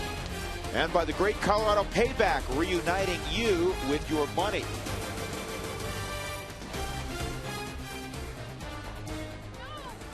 They got the All-Star ballots out, George. You fill out your favorite player right about now, but I prefer, personally, to wait another month. I think you got to be into June before you can start going, all right, this guy probably deserves it. And honestly, you're a true baseball fan. There's a lot of people in home ballparks that are going to punch Jeter, every guy that walks into the Yankee Stadium, versus maybe somebody else that, that may be deserving to get that vote that year because of his performance. You know, you're going to study numbers, look at numbers. Your kids are. I mean, you know, because they're baseball fans, and a lot of fans are just going to vote for a guy because, you know, he's their guy. Wasn't it one year, George, was 1960? Every Cincinnati Red was in the starting lineup of the All-Star game? They probably deserved it, too, though. No, in the mid-'70s, maybe. I don't know about 60. I remember one time you asked me, why do you hate going to Cincinnati all the time? Why didn't you have fun here? I said, Bench, Perez, Concepcion, Foster, Geronimo, Griffey. Do I need to keep going? No, I got Rose. They had guys you don't even remember who were good players. Dan Dreesen. I mean, you know, think about Foster. Wasn't he one of the first guys in a long time to hit 50 home runs that year, like 78? He was. Nuts. Back when 50 was, what, are you kidding me? Oh, yeah.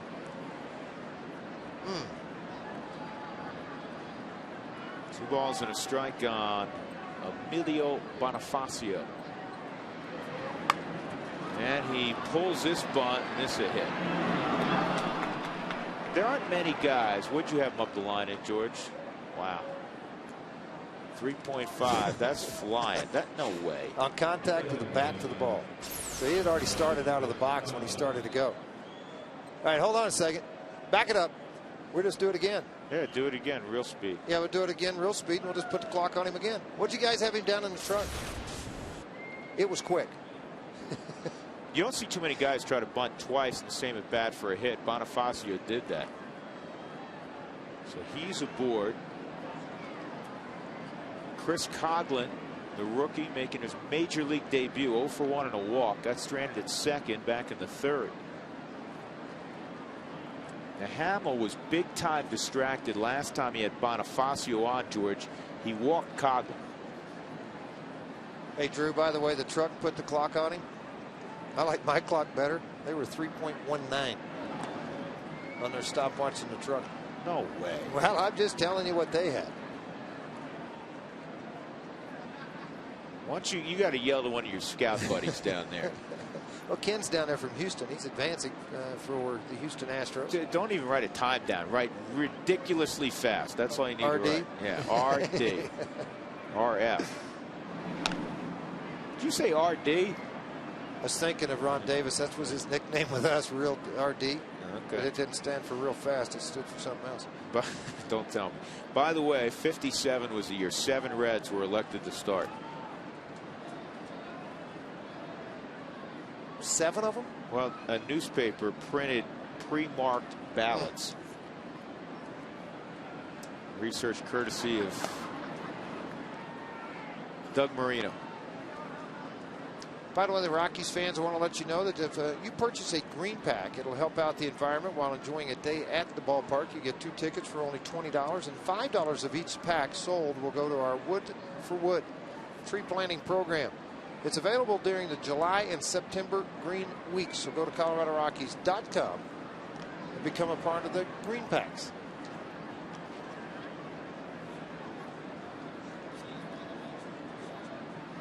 One 1-0 on Coghlan.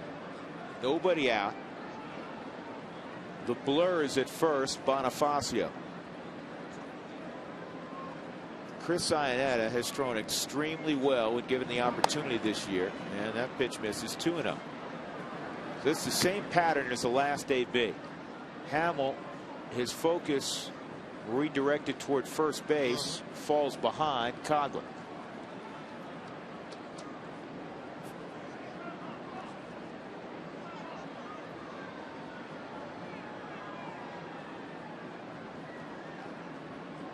See if Bonifacio is going. He's not. Line drive. Pass to diving Barmes. And Bonifacio had to see that through, so he'll stop at second.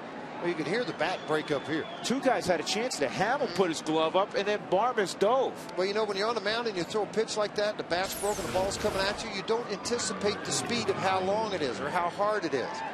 And so you just kind of in shock, and it's like you're fighting off a bumblebee. And it just, looking on the Hyundai cam, just out of the reach of Clint Barnes. Well, congratulations to Chris Coghlan. First big league hit.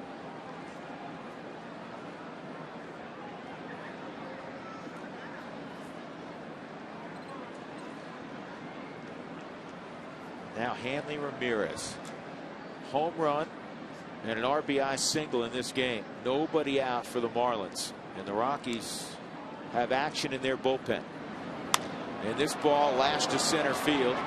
Spilborghs will field it on a hop. Bonifacio to third. He'll stop there again. He had to wait to see if that ball was going to hang up. Hanley Ramirez has been a one-man wrecking crew. 3 for 3. And you know what? You can't fault Hamill with this pitch. And the reason I say this is he hit the target. Remember, now he's throwing him inside, outside. Watch on the Hyundai cam. Right out here is where he wants it on the outer half. There it is. That's just a nice job of hitting. You just tip your hat to him every now and then. You're going to have to. He's in that time he hit the target. The time before when he got hurt on a home run he missed. Yeah, he's in a great place right now. He's hit 500 his last 6 ball games. Matt Belisle getting it stretched out. Hamill's already given up 8 hits in this ball game, and now you got to deal with Cantu. Now he's handled him twice. Ground ball to short and a strikeout. Bases loaded, nobody out.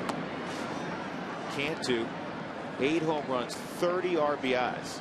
He's 3rd in the game in ribbies with those 30. And he has 2 slams on his resume. Born in McAllen, Texas. Actually grew up over the Mexican border. His family has an enormous ranch just across the border.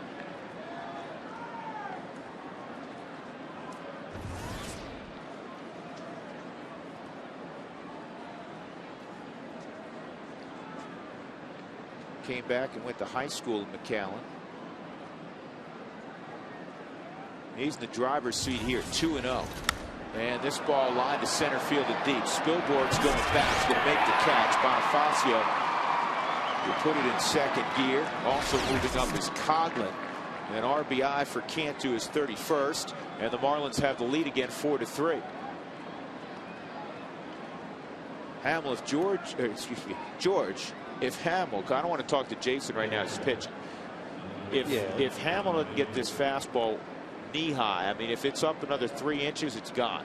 Well, I'd agree with you. He had to golf and he got under just enough and then allowed Spilborghs to go get it and allowed Clint Hurdle to think for a minute. He's going to go down to the bullpen and get Matt Belisle to come into the ball game. A lot of balls being squared up. I think that's what Clint's looking at. Yeah, and 80 pitches, and he feels like right now that it's a 4-3 ball game. Get a guy in and throw some sinkers, maybe get a ball on the ground and get a double play and get out of this thing.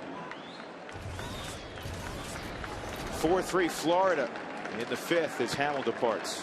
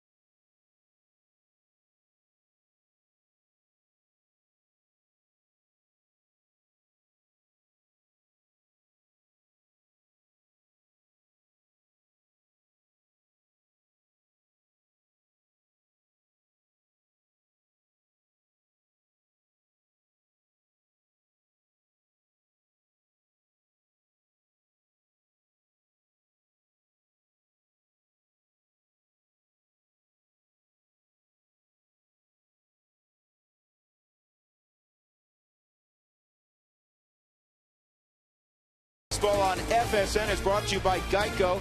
15 minutes could save you 15% or more on car insurance. Visit us at geico.com or call 1-800-947-AUTO. By Comcast Digital Home Phone Service. Warm up to unlimited local and long distance. Call 1-800-COMCAST. And by the Great Colorado Payback, reuniting you with your money.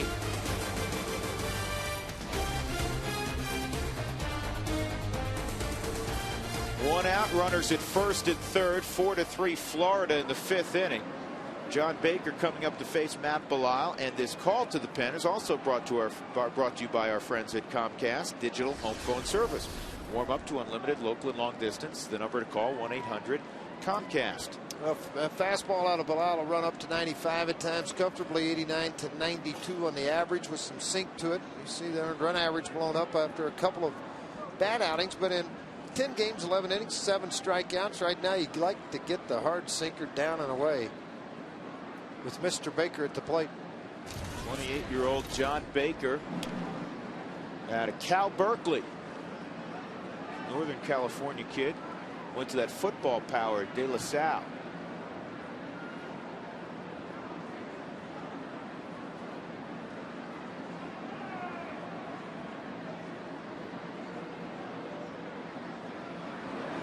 And Belisle misses on the first fastball.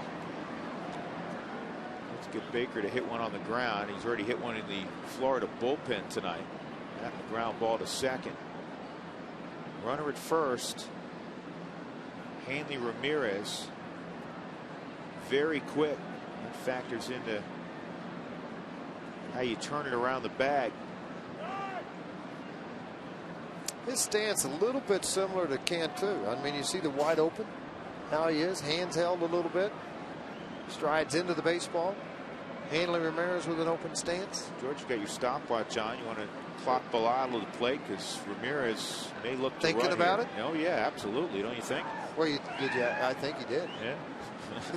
That's what this conversation may be about. Yeah, I'm sure it is. I mean, Hanley on the year strides 7 times, but he's been caught 4 times.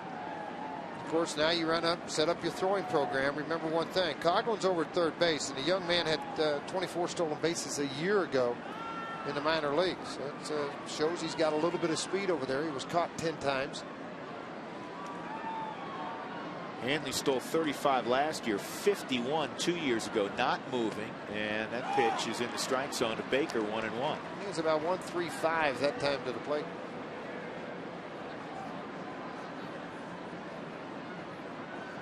And what you're doing, I don't know if Andy Fox, I assume he has a stopwatch at first base. And well, they do in the dugout. Well, Clint, like a lot of managers now are starting to keep their own stopwatch, so they can help make that decision. See right down there, he had it in his hand. Yeah, runner was going. Hanley will come back on the foul ball. Now he put it right here in his pocket. See it right there? Right there it is. It's right there in his pocket. He had it out just for a second. Andy was a guy who could play a lot of spots, George. Yeah, you know what? Andy was a lot like Jeff Houston, who works with us up in the booth. He could play some different spots in a position, steal a base for you occasionally, swing the bat. Kind of built alike too, huh? Tall and skinny. Tall and lean. Good athletes. Here's the 1-2. Just missed. Quicker that time at 1.3 to the plate. See how that is. You keep seeing him look over into the dugout at Jim Tracy, because what they're doing is setting up the running game of whether he's throwing through, or he's going to go to third, or he's going to eat the baseball.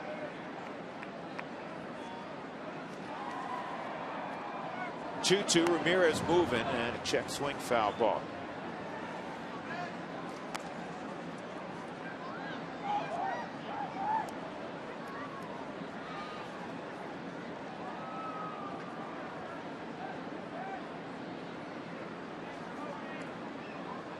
Ramirez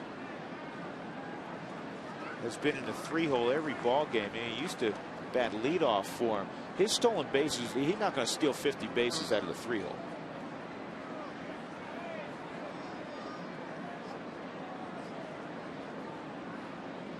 There he goes. Ball, and he's going to have the bag standing up.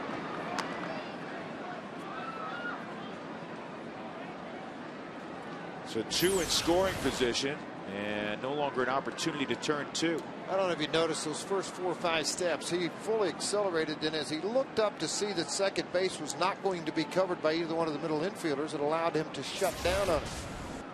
Well, the running part of the running game there was to eat the baseball, not to make a throw anywhere. 3-2, and this is going to go right through the middle, and it's going to score 2 runs after that stolen base by Hanley Ramirez. Baker with 3 RBIs, and it's now a 6-3 Florida lead.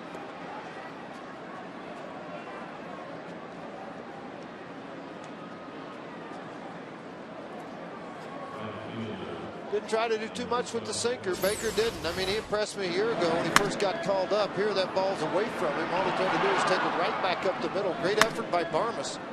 Not to prevent the run at third, obviously, but the runner from second going on to score and Hanley Ramirez. But you come in, inherited runners, and we've talked an awful lot about it, Drew. It's a big part of the ball game, this 4th, 5th, 6th, 7th innings of a game, to maintain what you have and let your offense go back to work. And a base hit for Cody Ross.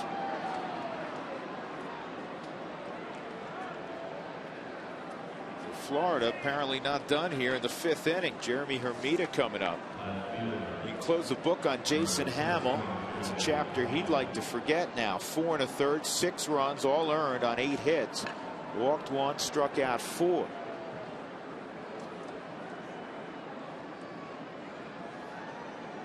And what's the hardest thing he's got to deal with? 4 days from now, he gets to start again. You don't get to go out and have redemption anytime soon.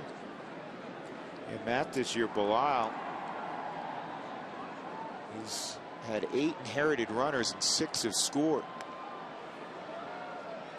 And a lot of times what managers do when they see that stat, they'll turn around and use them to start innings versus bringing them into innings. The best on the Rockies has been Alan Embry. He's had 11 inherited, only 2 have scored. Really 11 inherited, 4 have scored. This is fouled off by Hermida. Glendon Rush, 7 inherited, 2 have scored.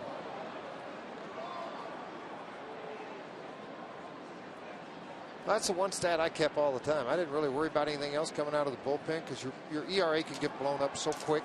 Yeah, I always thought ERA for relievers pretty silly. It's tough. And then, so, you look at the inherited runners, late in games, wins, losses.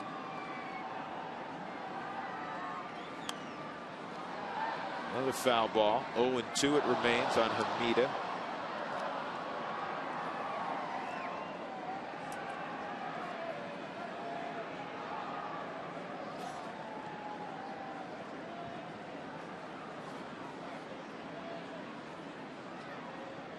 You surprised how chilly it is all of a sudden? It did get pretty chilly, probably in the 50s about right now, high 50s. 63 at game time. Steady wind blowing out to left. And Ionetta blocks it, but everybody's going to be able to move up. That's going to be a wild pitch on Belisle. So 2 in scoring position. And once again, you talk about the little things in the game. You have 1 out.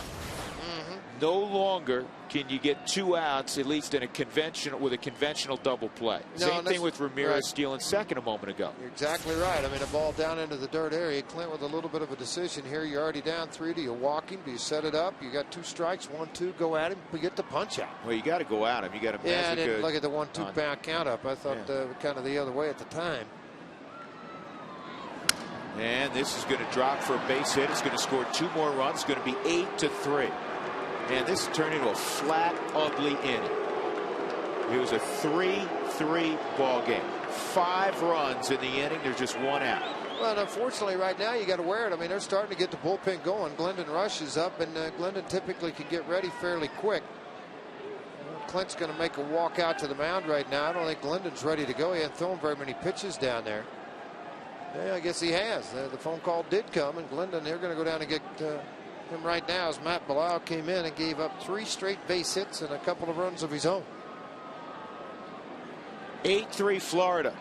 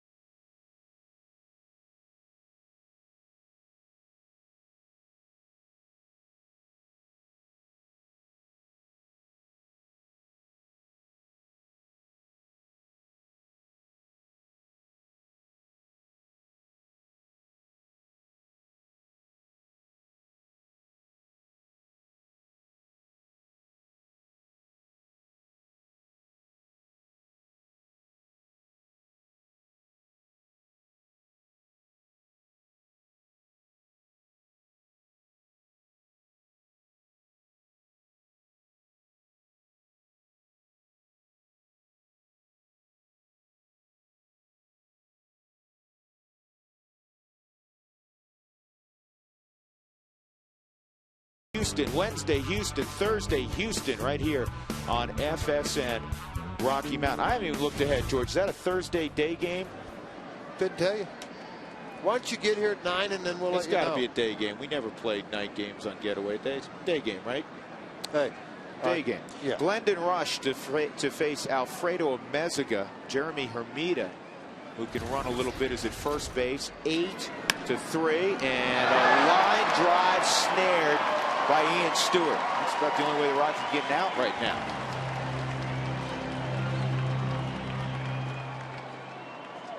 Nice play. Well, I'm going to tell you, ball smoked on right-handed now. Mazik is up one step and dive, able to knock it down. Ian Stewart is, preventing any more damage. You know, Glendon Rush, again, Glendon Rush had to get ready so fast in this ball game to get out. I mean, and he's a veteran guy. He's going to say, you know, I'm ready. Yeah, I can come in here. We used to say in the bullpen, we got a man down. You got to go get him. You know, he's getting hit hard. You got to get out there and get him. And I think that's Glendon being a veteran guy. He got those 8 tosses plus a few more out into the bullpen. Fastball at 88 misses. This call to the bullpen is brought to you by Comcast Digital Home Phone Service. Warm up to unlimited local and long distance. Call 800 Comcast. And Ricky Nolasco fouls it off. Ricky, a bloop single, and one that George said was off the end of the bat and ended up 400 feet away. Or was that me? Tricked us. Wynn got it. Wynn took it out. That's off the end of the bat. Uh-oh. Spilborn's in a dead sprint toward the wall. Missed that one. 2-1.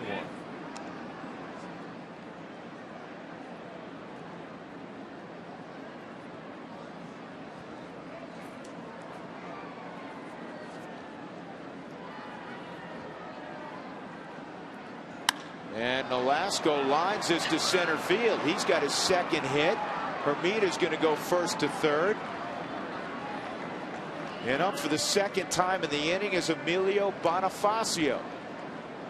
A dozen hits for Florida.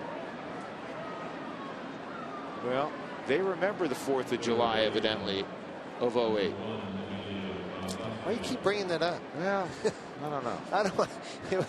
Well, what are you going to do? Give them a lead where it's 13-4 and come back and beat them 18-17? However you have to do it. I would rather it be a little more conventional. Stop them here and score 9 and be done with it. Yeah. Bonifacio with a bunt single. Does that seem like 3 days ago? He pushed the bunt toward Clint Barmas. I'm just looking down at the bullpen right now. You got Corpus available, Daly available. Really, obviously, but you'd like to hold that back onto the other side.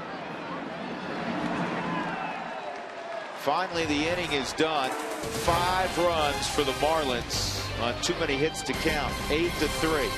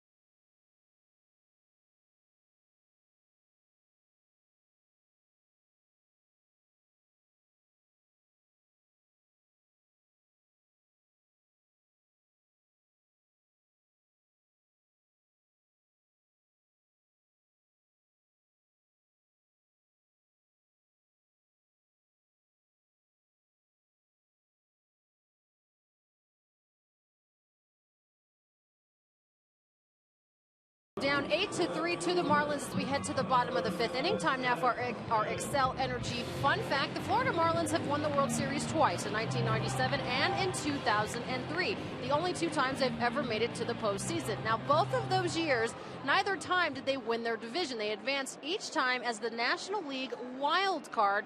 They're the only team so far that has won all of their postseason series to date. Pretty impressive, guys. Thanks, Alana.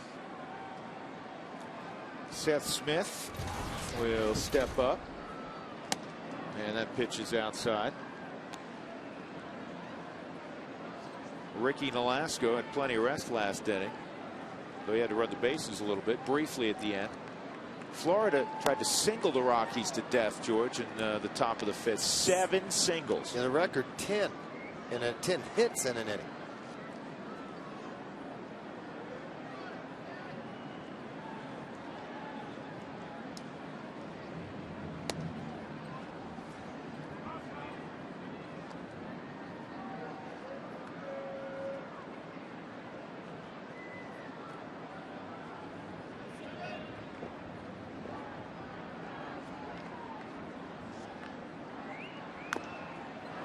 Ooh, that didn't feel good. No, it did not.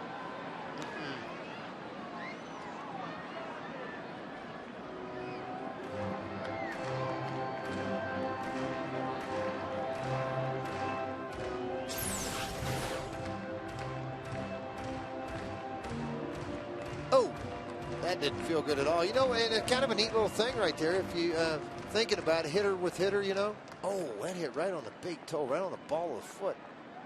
Baker looked at him and started to walk out to the mound like, you know, I'll give you a little more time. I'll go talk to Ricky. And Seth said, no, come on. This ball's going to drop into left center field. Good piece of hitting for Seth Smith. A good move by Clint Hurdle. He's been up 3 times. He's hit the ball hard twice. He's been on twice with a walk and now a base hit leading off the 5th. Now let's look where the catcher was setting up too on that inner half of the plate. Look at the ball run back. There's that mistake again. See that ball coming down.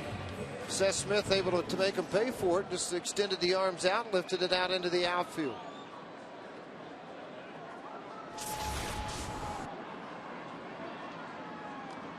And this gets away from the catcher Baker, up off the screen. Seth Smith to second. Wild pitch on Nolasco.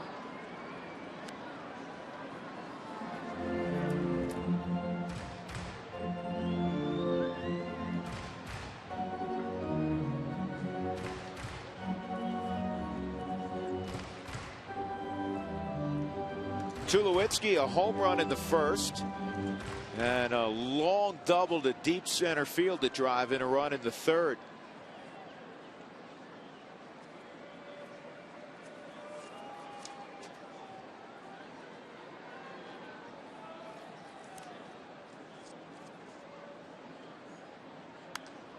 He had a pitch to hit there, George. That was a hit-me slider. Well, I got a little anxious. You're right. At 83 miles an hour, you know, a lot of times you look at it and then had that upper swing right in the finish of it. Just got under it. You know, you're swinging and you're swinging as well as he has the last 2 in the Hyundai Cam. Watch those eyes light up. Everything got just a little bit quick. Back shoulder dipped a little bit. The lack of velocity versus the fastball in that same area is what caused that pop-up. Got jammed a little bit. It's popped up. Hanley Ramirez raising his hand.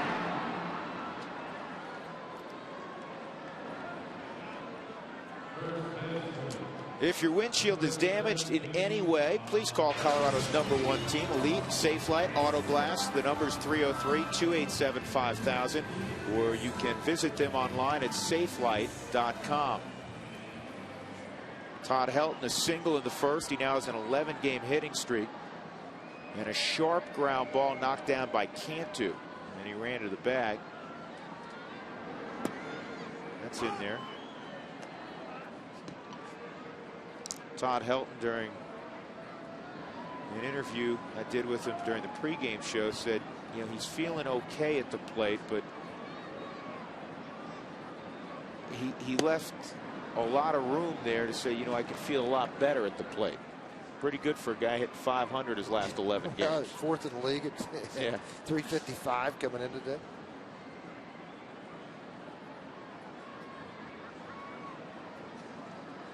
I understand it. I mean, he set a high standard in spring training, hit .525.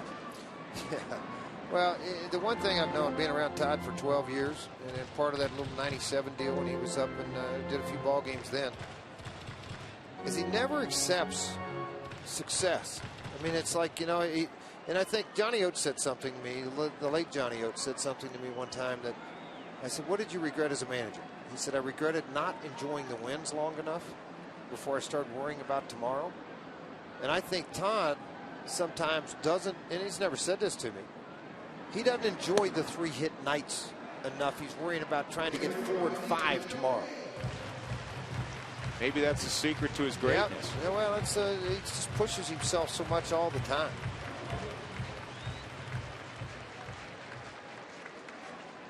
Three balls and a strike on help. One out. Seth Smith is at second base. 8-3 Florida.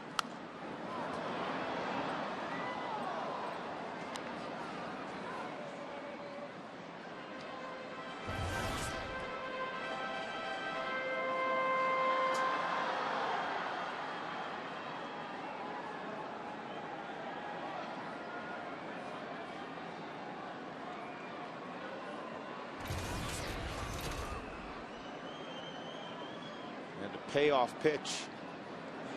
And Todd hits it down the right field line, and it's going to be caught by Cody Ross.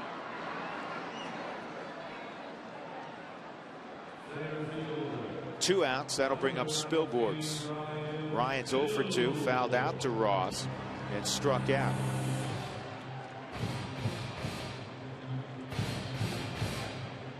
Last year during that 4-game set between the Rockies and Marlins over the 4th of July that featured the 18-17 game. Rockies down 13-4, came back to win it. The Rockies outscored the Marlins in that series 41-38. 79 runs in the series. There were 43 hits in that 18-17 ball game. Each team had more than 21. And this is a broken bat, one hopper at Ramirez. He throws out Spilborghs. Smith is left at second base. 5 innings complete at Coors Field, and the Marlins lead by 5. 8-3 is the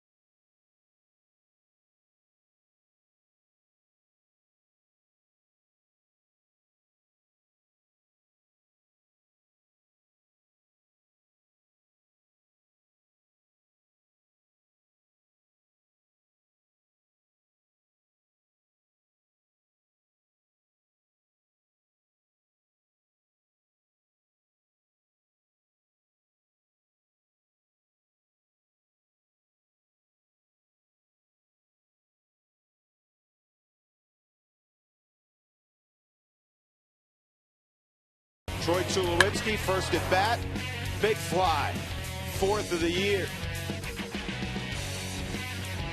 The frost-brewed Coors Light freeze cam. We go to the top of the 6th inning. The Marlins ahead 8-3. Chris Coghlan, rookie, making his big league debut, punched a single to center field his last time up for his first major league hit. He has struck out, walked, and produced that single. He scored last inning. So he got the first run of his career out of the way as well. Coghlan out of Ole Miss, college roommate. Here's the left fielder for the Rockies tonight, Seth Smith. 1 and 2. Glendon Rush, the third pitcher utilized tonight by the Rockies. Matt Belisle's line. He faced 3 hitters, gave up 2 runs on 3 hits. All 3 singled against Belisle. Jason Hamill, 4 1/3, 6 runs, 8 hits.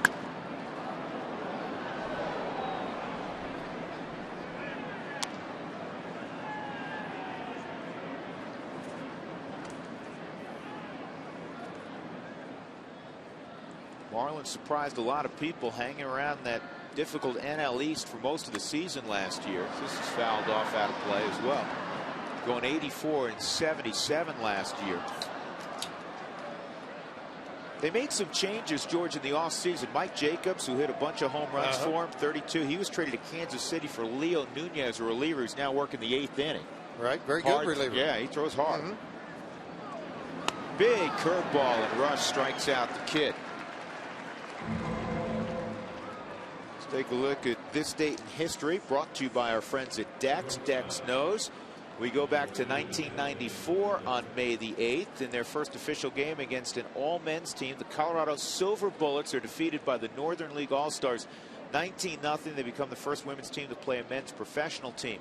Leon Durham, you played with the Bull? Yeah, 1984, 5 and 6. Yeah, with the Cubs. Okay, I got to bring this up Leon right hit now. A couple of home runs, and Oil Can Boyd was starting for the All-Stars, so they had some legit players. Oh yeah, absolutely they did. And you know who starred on a women's team, don't you? Stacey Sonny, an All-American, all-century player for UCLA. Now works out in Los Angeles for Fox. Yeah, she was here with us for a long time. For a long time. Stacey could play. Hanley Ramirez can play. Home run, single, single. Stolen base, 2 RBIs. Scored 2 runs. Ooh, that slow curveball, and it's 1 and 2. 72 miles an hour. You just pull the string on it when your fastball is 88 to 90 on the Hyundai Cam. Watch how his hand stays way up on top, folks. And then that finish. Watch the pull way out front. He just sold the pitch. You can see how far he is, the batter. Ramirez out on his front foot. Outside. 2 and 2. Showing him now. He's going to come back with the hook. He's got to, right? Well, you just don't want to leave anything on the inside.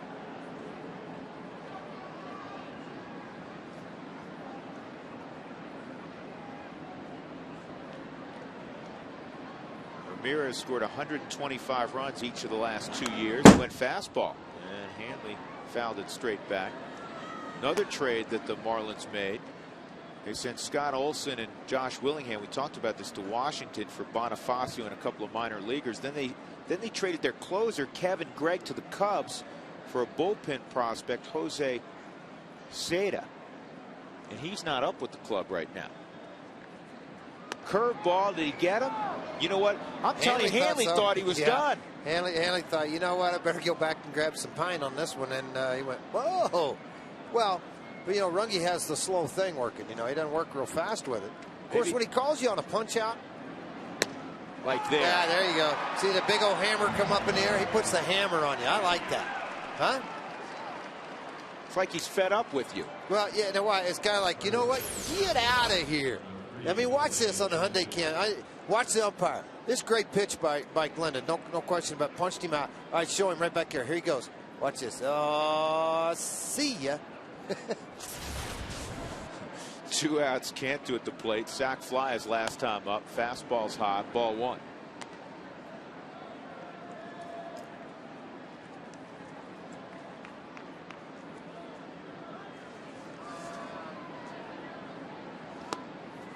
Two and 0.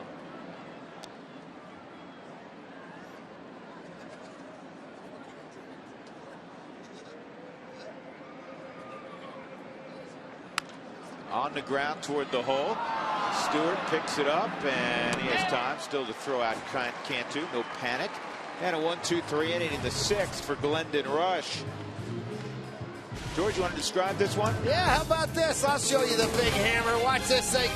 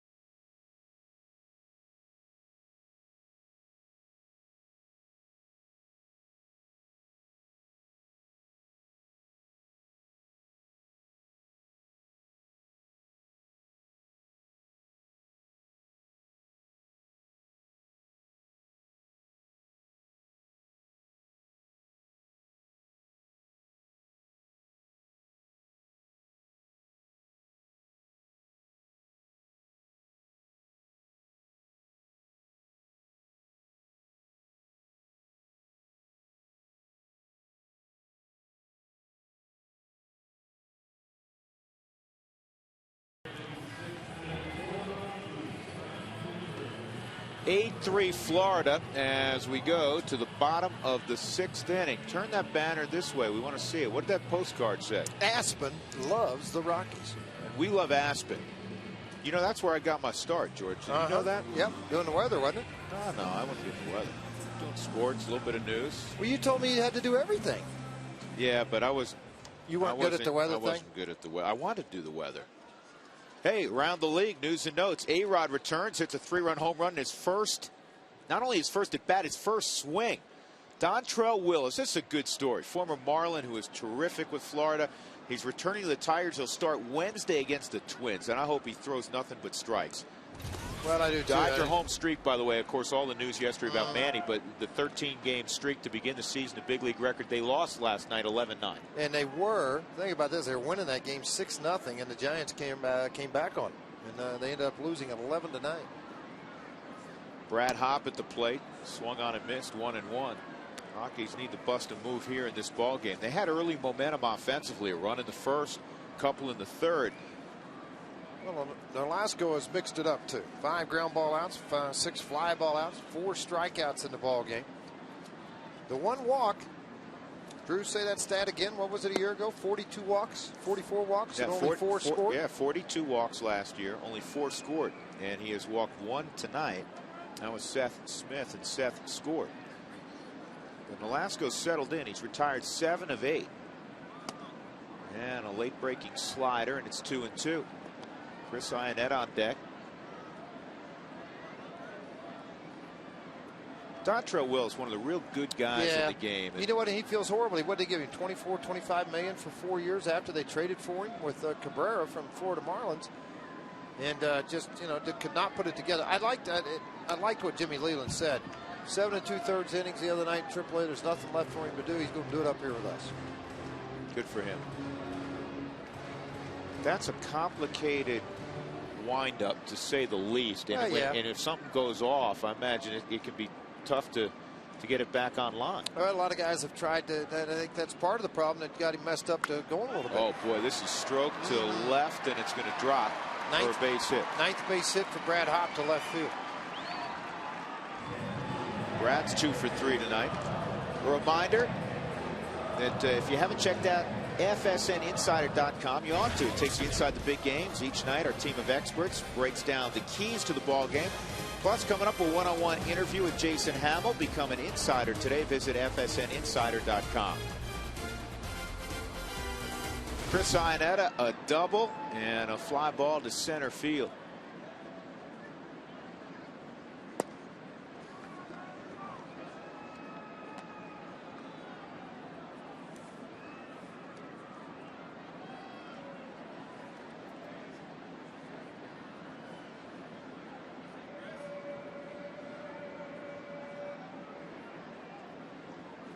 Out in front, 1-1. You know, last inning, George, we were remarking about how much the Marlins have tinkered with their roster 08 to 09. They've done it before. I mean, they've made wholesale changes, and they do it probably better than, or as good as, at the very least, any team in baseball. I mean, 97, they win the World Series, they get rid of everybody. And then 6 years later, they win it again. And a lot of those guys that they got rid of, they really just stockpiled. I mean, you think about it, they got rid of Alou, they got rid of Kevin Brown. This is all going to get through. Yeah, it's going to find a hole on the right side. First and second, nobody out. That's how a rally starts. And then after 03, they did it. And a lot of people, like last year, very small payroll. Most people thought they'd be awful, and they won 84 ball games. Well, he really worked bad under this slider to Ionetta. That thing just spun up to the home plate area on the Hyundai cam. Didn't get on top of it. Stayed to the side of it. Shot it through the right side. This is Mark Wiley. Well, they're going to buy get off this replay. Mark Wiley's going to wander out. Look at him. He put his head down. He's walking. He goes, oh, yeah, the mound's over here. He was offline. He was offline like by 25 feet. Walking with his head down, going, okay, when I see dirt, I'm going to look up. Oops, I'm at second. I wish we had a shot of that. We really like Mark's a good man. Mark's wonderful. You get it. But he's thinking, But he's thinking, what am I going to say? Watch it. Hey, watch this. Hi, home. Here he comes. Watch. See, now, folks, watch. He's going to take this trail right out here. Watch him. He's going to start veering here in a minute. Got his head down. Yeah, okay. I'll just keep thinking, all right, who do I want to get up over here? Who do I want to get up? I'm going to see dirt. Oh, there you go. Let me make a left turn. I'm telling you, he was heading toward Coghlan. Walked out and see Coghlan go, what are you doing on the mound? I'm not. I'm in second. Mark, I'm having fun. Only because I love you, man. You're a great guy. He was deep in thought. Oh, yeah. All right, Ian Stewart.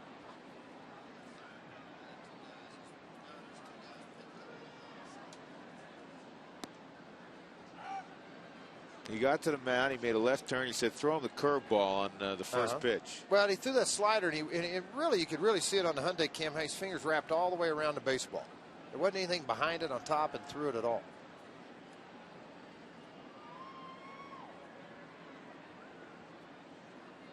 Pinto the lefty, Martinez the right-hander. Their bullpen's been sensational. Their bullpen right now working on a string of 12 scoreless innings in a row. Earlier this year, they had a string of 24 consecutive innings of scoreless baseball. So I know the starters haven't had a win in a long time. The pen's been great. Calero leads the league in appearances with 17. He's on pace, George, for 95. Isn't that the same guy? I'm racking my brain today, and I forgot to look with the Cardinals. Yeah, Kiko came Calero. over. Yeah. There's Daly for the Rockies, Matt Daly. Well, you get down there after Barmas, you know, you're going to have to use a pinch hitter. Matt Merton looks like he's the one with the bat, but that could change. 2-1 on Stewart. And he gets under one, left center field. And Meziga. And that's the first out. Well, there's some things that happen out on the road for a bullpen that's pretty good versus what they're doing at home. And look at this with the Florida Marlins. Look at the average. 393 for at home average. Under 200 out on the road. Strikeouts per 9 and against the walks. The blown saves at home 4, only 1 out on the road. The record 7-1 with a 2.24 earned run average. That's impressive out away from the water. And you know, it's nice to report this after every year. When the Rockies play the Marlins, you give the stadium update, and they were always at an impasse with either, you know, Broward County or Dade County trying to get a stadium built, and it's finally going to happen. In fact, they're going to break ground in 2 weeks, the old Orange Bowl site, and in 2012 they will be in a retractable roof 37,000 seat stadium in the city of Miami. And here are the architectural renderings of that ballpark. And man, it's going to be gorgeous. It's great for the city. It's great for South Florida. And I'm glad they got the roof, George, not only because of the heat, but you always get the late afternoon shower. Never can have batting practice. It always rains about the time it's for the visiting team to go out and hit. You know, I mean, it's like 4:30, 5 o'clock. The Marlins come off, and there you go. Drew, that's where we're going to go in right there, that home plate entry. Is that where we're going to go? Are they going to have stone crab? You think they don't have stone crab in the summer, though? That's a problem. Here's the 0-2 to Barmas. And not a good pitch at all. Barmy thought he'd fouled it off a little bit. Did it hit the dirt? Got fooled totally by that slider. Yeah. You don't see that very often from Plant, even when he's aggressive like that. That's the 5th strikeout for Nolasco. Matt Merton will pinch hit. Now the Rockies down to their last out in the inning. Yeah, he's starting to get up around that pitch count at 98. Last year he spent a lot of times he would get up above 100, but not much more than about 115 has been his max so far. Had 112 against Chicago on May 3rd. Inning started nicely. A line single to left for Brad Hopp. Chris Iannetta punch one through the right side of the infield. First and second, nobody out. And Merton's going to pop out. Yeah, that'll make the Rockies 1 for 13 with runners in scoring position tonight. Florida 4 for 7. A lot of opportunities, not a lot of success. 8-3 FLA.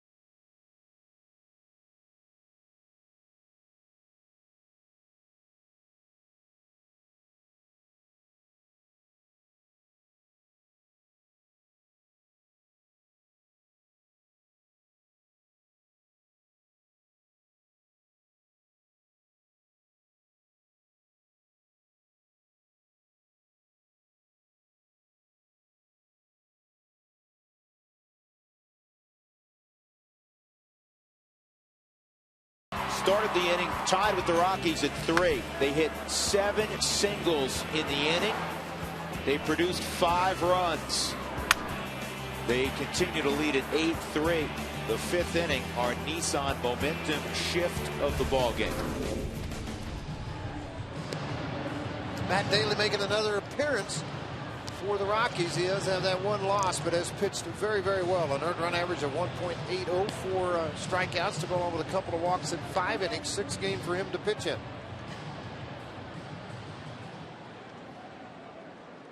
So Matt Daly will face John Baker, Cody Ross, and Jeremy Hermida. Baker's had a night. Home run, ground ball to second, 2-run single. He has scored 2 runs, 3 RBIs.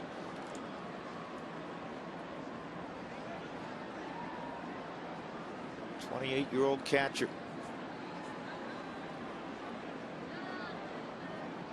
Traded for him out of the Oakland A's system.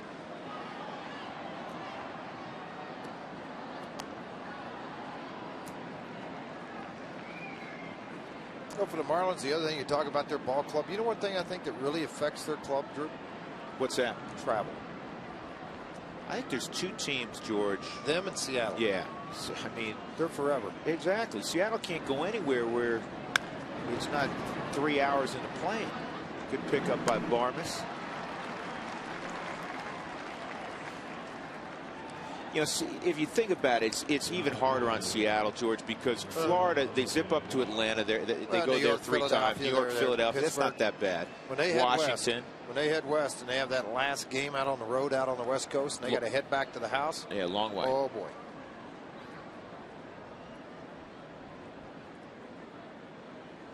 Cody Ross, fly ball center field, line shot to left and a single and a run scored.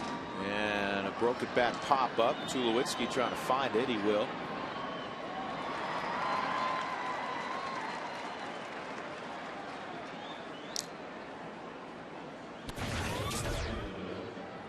Tomorrow, the pitching matchup. Big Okie, JJ, Josh Johnson against Jorge De La Rosa. Josh has really done well. Coming back off of that surgery a year ago, won 7 games the second half of last year.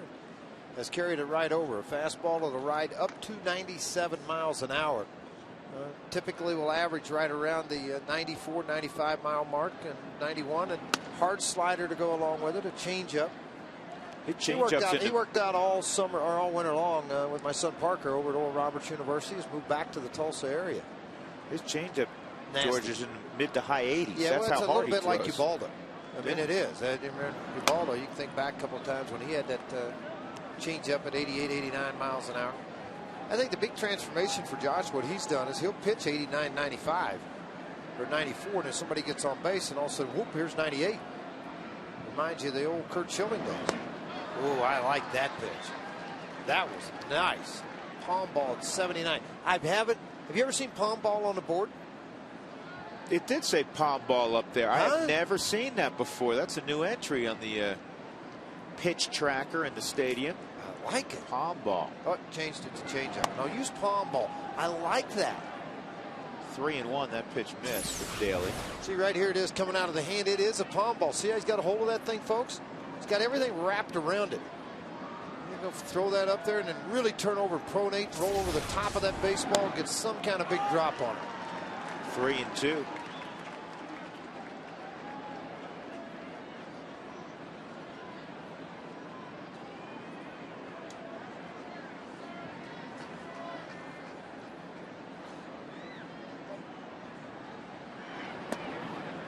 Oh, ring him up.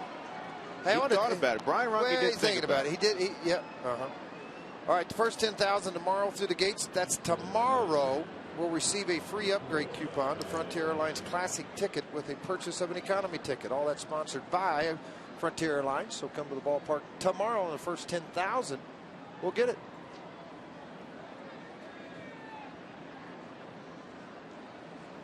This may be good night after this half inning. What do you think, Frage? Getting close. Swung on a miss by Alfredo Meziga. They have 2 of my favorite names in baseball, George. Alfredo Meziga and Emilio Bonifacio. I knew you were going to say that one. I didn't know if you'd go with the other one, but I knew you'd go with the leadoff. Well, they actually have 3. I forgot one. What's the other one? John Baker. Just rolls off your tongue. 0-2.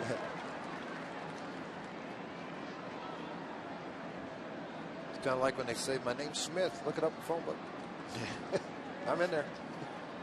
Along with a couple other. Million. 0-2. 1-2. Something else about the Marlins last year you may not have known. They played 12 rookies last year.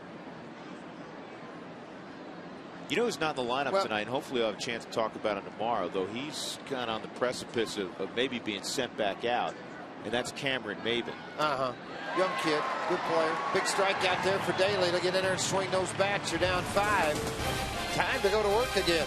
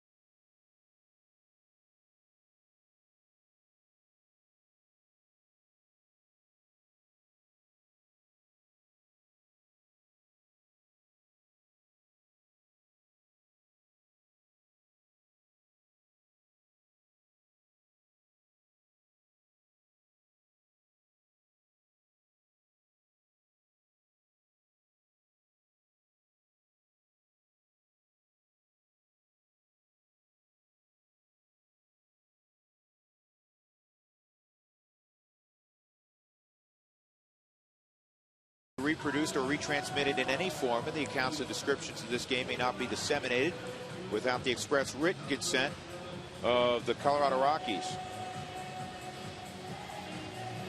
Hey, every Sunday night, make sure you catch Rockies Weekly. We take you inside the team with an exclusive one-on-one interview each week with the skipper, Clint Hurdle.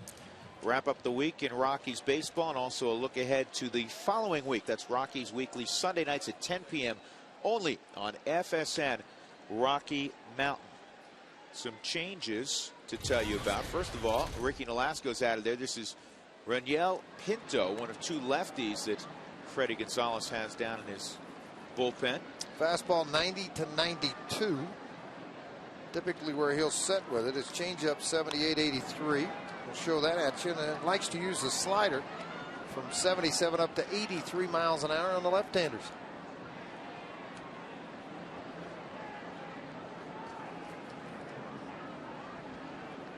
And Brett Carroll's now in left field for Hermida.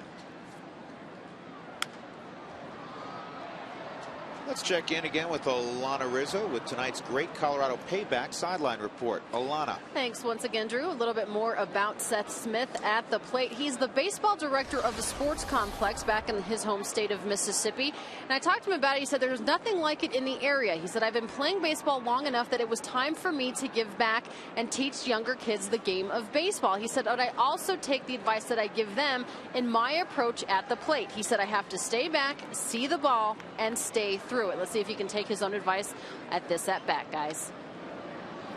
All right, Alana. Seth's had a nice night. He's been on twice, a walk and a single. 1 for 2. Yeah, a minute ago you mentioned the Florida Marlins with their age and 12 rookies. They're the youngest, 26.2. The Rockies are 5th at 27. So there's what, 3-4 other teams right there, like 26.3 and 4 and 5, whatever. But right now the Rockies' average age on their ball club 27. And when GM types, as Smith works out another walk, when they start evaluating, breaking down numbers, and looking at players,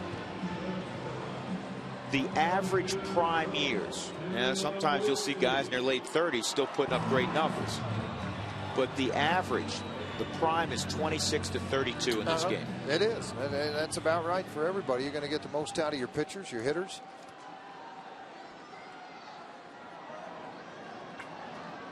Tulowitzki, home run, double, and a pop to short for Troy.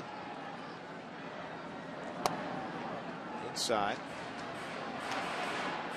Let's take a look at the National League home run leaders by team on our Firestone League leader board. Philadelphia with 40, the Rockies next with 38. So George, you're right, Philly must have hit a few tonight. Actually, I saw their scoreboard. I know Worth hit another home run tonight. Chris Coast, the catcher, hit his first. I'll tell you right now, the last thing Freddie Gonzalez wants to get into, he's got a 5-run lead. His starter gave him 6 innings, very good baseball after struggling early on, and all of a sudden Pinto can't throw a strike. A walk to Smith. He's got Troy Tulowitzki up in a 2-0 count. Philadelphia hit 3 in all. Chase Utley hit his 9th. Outside, and it's 3 balls and no strikes on Tulowitzki with Helton on deck. Left-handers this year, they only had 18 at bats against him, hitting .333. Right-handers 200. He hasn't given up a home run yet. Good time for that to be broken. Yeah, there's times, George, don't you think, when you were in the dugout and you were down by a big number, and 5's a pretty sizable number, where I'm not saying you ever didn't want a home run, right, but you'd almost rather keep bunching the hits rather than clear the bases and have to start over again when you still have the deficit. You know what I'm saying? I know what you're saying, but I think the big thing that hits too is the fact that don't get in a big hurry. They've been down 8-3. That ball didn't even get close. They've been down 8-3, Drew, since the 5th inning. So now what you think of, get 1 here, 2 here, bullpen, hold them up, lock them up for me. Well, Daly did that, Rush did that, lock it down.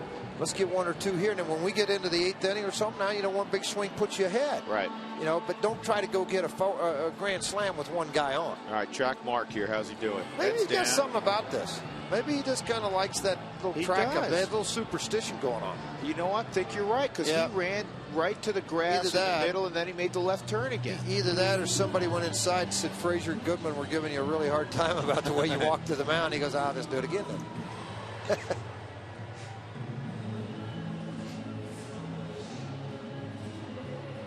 I always love these meetings. They come out and they go, what's wrong? Feel all right? Feel great.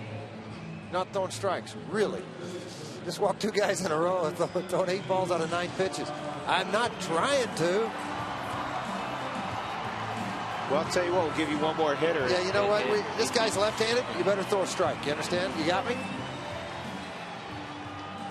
What was the old one? Billy sent me out. He's really mad. Yeah. Art Fowler. I don't know what you're doing, but you're sure making Billy mad. Here's Helton with 2 on and nobody out. And now Brian Runge saying, you got to bring that up a little bit. See, it went from this regularly nice little strike zone to a shoebox. He's even looking over in the dugout. I don't know if it's Wiley or if it's Freddie Gonzalez saying something. That's a strike. He's kind of a slinger, Yeah, he is. He got a long backside, and he just kind of swings the ball out and try to intimidate a little bit, but he can throw with velocity like that. Guys that are long arm on the backside, Drew, typically have a difficult time throwing a breaking ball. So he shortened that up really well. So he shortened that up, got up on top of it, but it was a fastball. And hitters can read that. If you get long on the backside and you just try to throw a sweep and slider, they can read that. But if you got a short, quick, compact arm he did on that fastball, that's pretty short and that was pretty quick.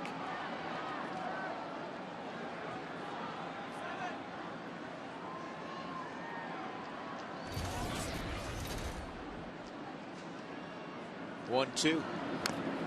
And Todd keeps you at bat alive. Well, like for a right-hander facing right-hander, a guy's got a sharp breaking slider like that at 83. It's a little harder on a left-handed hitter than it is to throw the big sweeper at 72 or 73 miles an hour, like a Mike Myers or a Javier Lopez that throws sidearm with that big sweep, because it's not going to hurt you if it hits you, so you just hang in there. Hope they hang one out in the middle of the plate and just make them pay for it.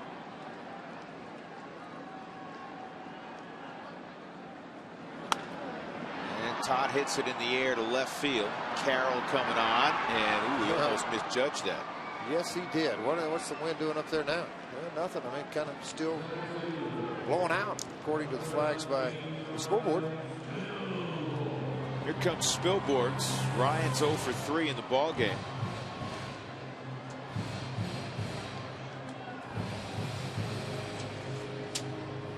Well, I'll tell you about Dollar Hot Dog Night. That's coming up May 12th, Tuesday, when the Astros are in here. You got 10,000 coming through. It's all brought to you by Hebrew National. Pinto's gone. They'll bring in a right-hander when we come back. 8-3 Florida.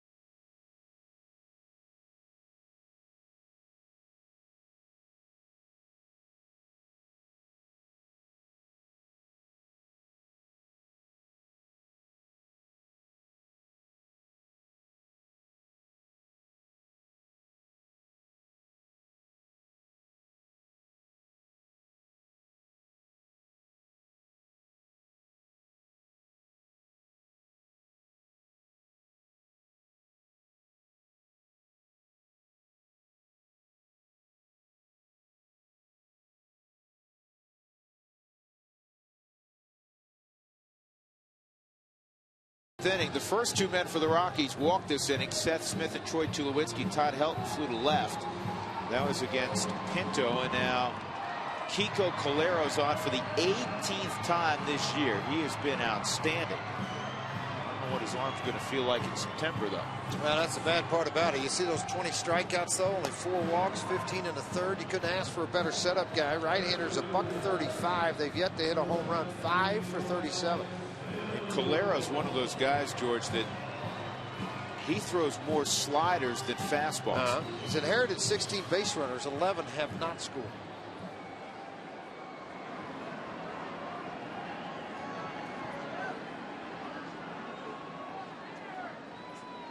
Spilborghs fouled out down the right field line. He struck out and he bounced to short.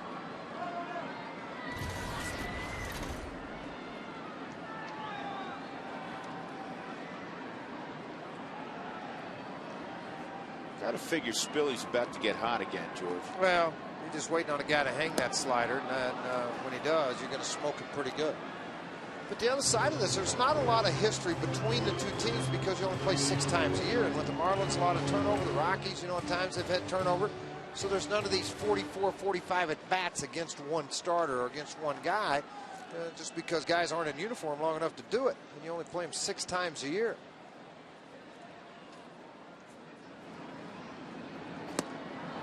Tell you what, it's good. Again. Yeah, it's at 80 miles an hour. It's right on that outside corner. He just does a really good job with the baseball. Slider up to 82. That was at 83. He does have a decent fastball to 90. Rarely will he go to the changeup.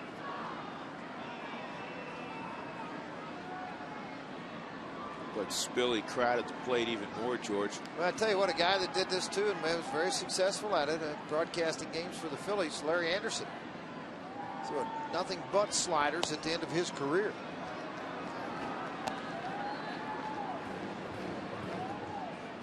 pick up his coffee cup with his left hand, though. Well, yeah. I mean, at the end of his career, you look up his forearm, his right forearm is like 4 times the size of the left.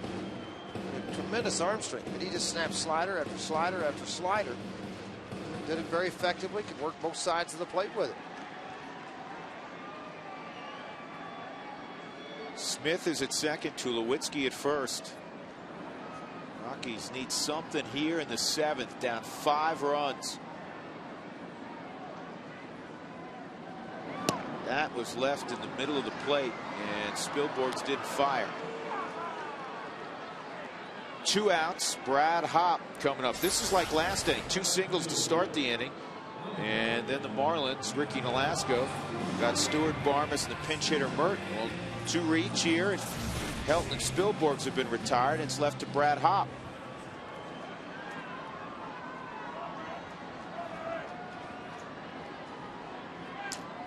Brad's 2 for 3, a double and a single.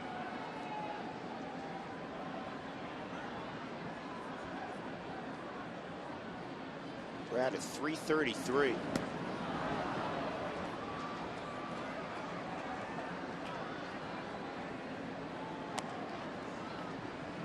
Just a quiet confidence with Brad Hopp.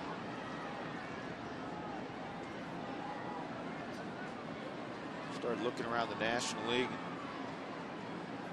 Not going to find many right fielders who have been as consistent putting up home runs, RBI totals, solid batting average year in, year out like Brad Hopp.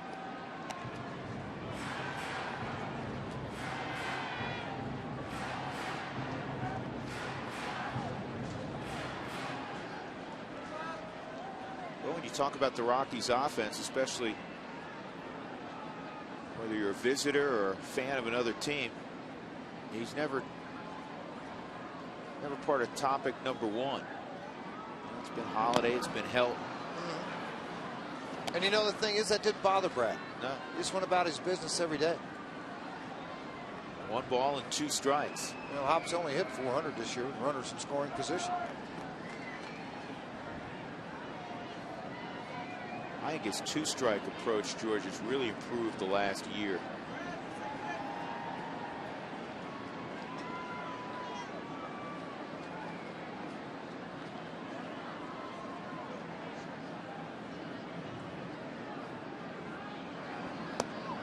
Off the plate, good eye.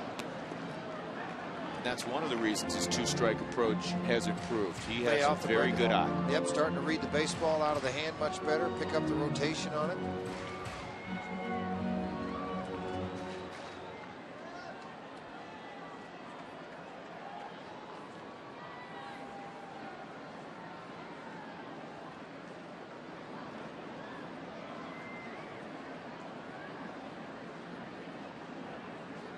Two and 2.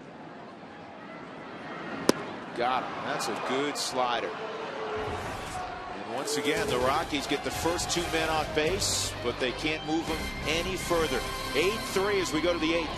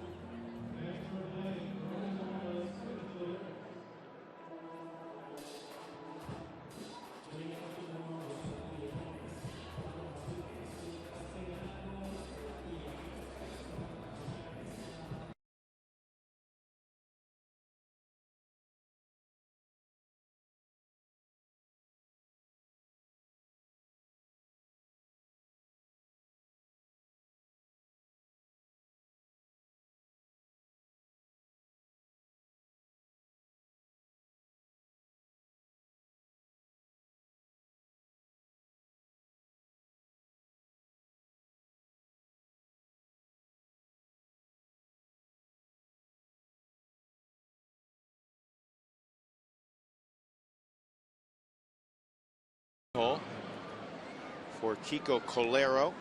He'll be followed by Emilio Bonifacio and Chris Coughlin. Hey, you know, before I forget about it, because I know I won't remember tomorrow, I got to say congratulations to our partner, Tracy Ringlesby. You bet. Who's walking the stage tomorrow, get an honorary doctorate at Wyoming. Tracy, congratulations, well deserved. That's good doctor. Tracy, I second that. Wear your best bolo tie tomorrow. And your finest Stetson. Can't. Up the middle. Barmes cuts it off, plants the foot, throws to first. Todd digs it out, and Wes Helms is retired. Second time that he's been able to do that tonight. Remember the other great play, a little more difficult, a little more spectacular up the middle, but yet he's able to go get that. Well, Barmes is yet to make an error. There's only 3 second basemen who play on a regular basis in the National League who have yet to make an error. David Eckstein, who we just saw. And a slider, and look at that ball was hit to the shortstop side, but Helms a dead pull hitter. They're playing that way. On the Hyundai Cam, this time he didn't have to jump the air to throw it. He used that right leg, left leg combination to stop the body and get in a position to make a good throw. And the slider to Bonifacio's down. Eckstein, Barmes, and a guy we're going to see in a few days, Kaz Matsui. The only 3 yet to make an error at second base this year among National League players. Sliders in there for a strike. Bonifacio is 1 for 4. He has scored a pair of runs, though. And much easier play for Barney. 2 outs. Well, the last couple of times Manny has been out, and I understand one time it's a ball game where the Rockies were winning by quite a bit. Another time it's here where you're losing by quite a bit, but there's an improvement of the baseball. It is down in the strike zone.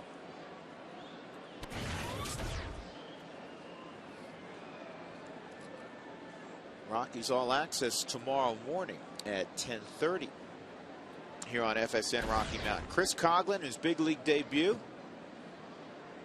Strikeout, walk, first big league hit and a run scored. Struck out his last time again. That's on the corner for a strike.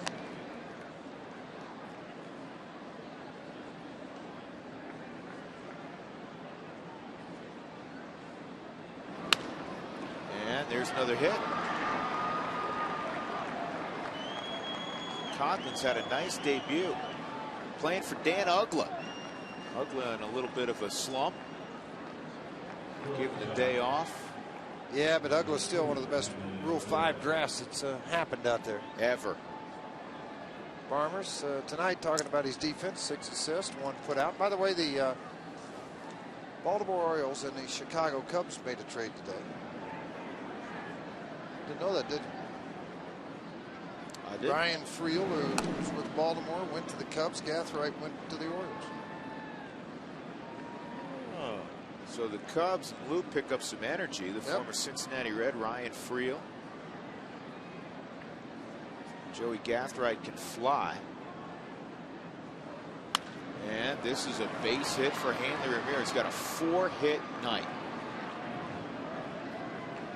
I'm guessing, you know, Freddie, I don't know, but I'm thinking Freddie Gonzalez may put him in the lineup again tomorrow. You think? At short or move him around? Leave him in the 3-hole? Leave him where he is. Would you believe him in the third? Let him bat third? Let him bat third again. Okay.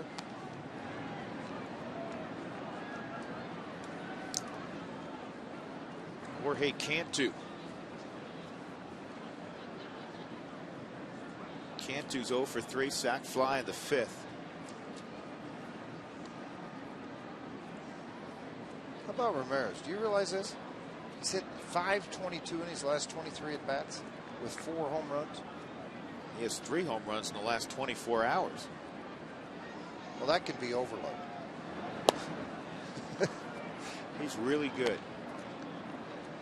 You know, I bet you, if you know, Michael Hill's here, Dan O'Dowd's a couple of booths down. If you surveyed all the general managers in baseball, and you said you had one guy, position player, to start a team with, who would it be? Hanley Ramirez would get a lot of votes. Well, he would. He's just a great player. Plays every part of the game. And, you know, a lot of times you get a lot of offense, and you go, man, I want that guy on my team. But you get the defense, the base stealing, you get everything with him. He's a good player. Came in the Josh Beckett deal. He was in the Boston Red Sox organization. Think they want him back? It's one that worked out for both teams, didn't it? Seth Smith camped underneath, and Cantu is retired. 2 hits, nothing else across in the inning. We'll go to the bottom of the 8th, time running out for the Rockies offense.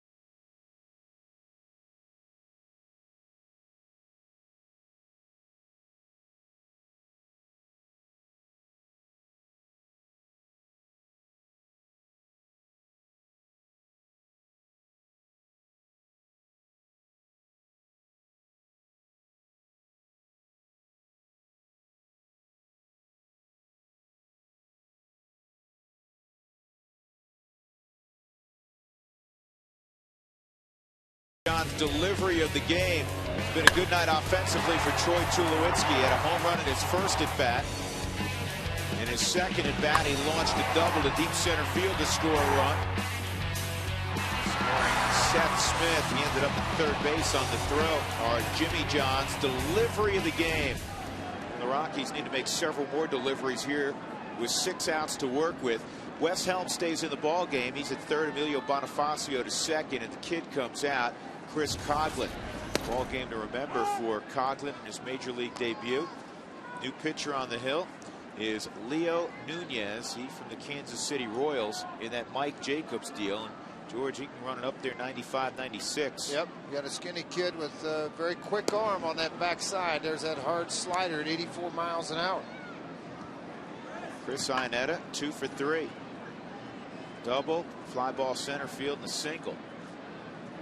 The Rockies have not been short opportunities. They're 1 for 16 with runners in scoring position tonight. And that was a quick at bat for Iannetta. 3 straight strikeouts for the relief corps of the Marlins, and they've been as advertised. They're on a string of 13 in the third right now without allowing a run. And earlier this year, I mentioned it, they went 24 straight innings without allowing a run. They're also in line, George, to end that stretch of a starter not winning a ball game in 20 consecutive. Yep. Ricky Nolasco. Right now, an opportunity to win his second ball game of the year. That's a quick strike on Stewart. The record for a team going a length of time without having a starter produce a win. The 49 Washington Senators went 34 straight without a starter coming up with a W.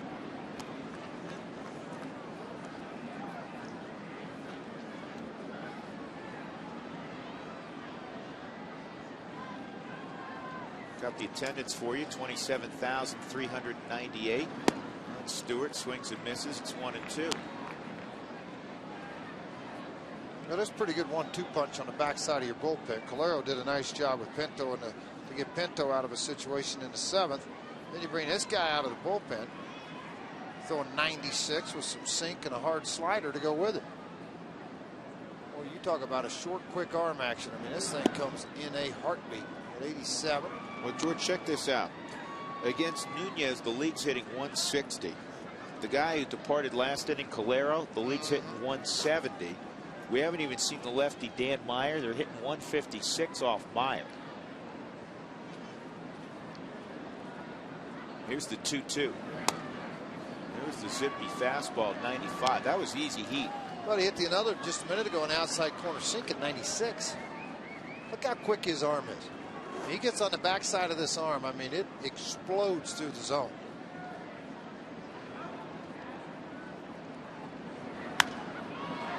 Got to give Larry Beinfest, who's been there for a while, Michael Hill. Well, Stan Meek, you know, Fleming, there's a bunch of guys, Orrin Freeman, another guy that works for him in the front office. There's a lot of guys involved. And the thing is, all those guys trust each other and trust their opinions.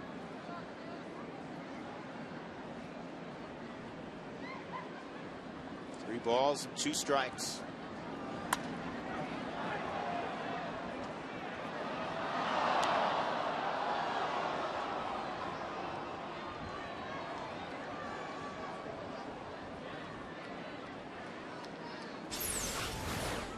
Here's what we're talking about. Stop it right about there. See how quick this thing comes out. Now look how everything's closed up here. He's got a nice long stretch. The legs away from him.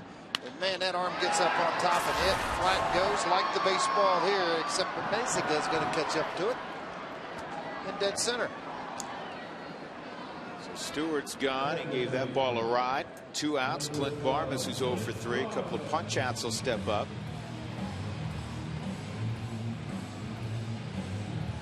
The Rockies looking for 6 more runs. If they score 7, you know the drill. Go to Taco Bell between 4 and 6 in the afternoon the next day and get 4 tacos for $1 with the purchase of a drink. 2 outs, nobody on. Barmas at the plate. I remember his previous at bat when he came up back in the 6th inning. Velasco chose to go to hard slider, and then really took it out of the strike zone. And Clint chased. Was able to lay off that slider at 83. Got a heater there and lit it up at 95. Garrett Atkins in the on-deck circle.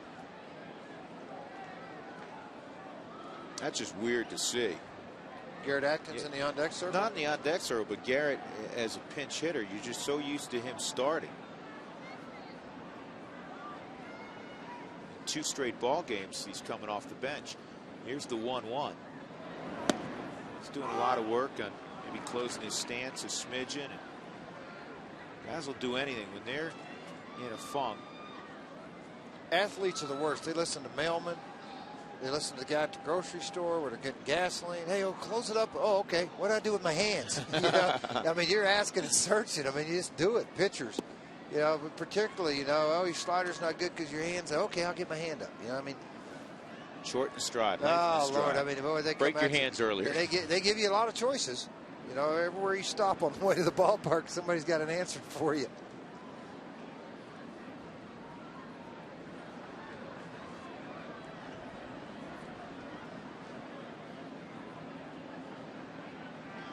Two. Strike 3 on the outside corner. I think that's a little bit off of the plate. I think that's exactly what Clint thought, too. Nasty at 95. It remains 8-3.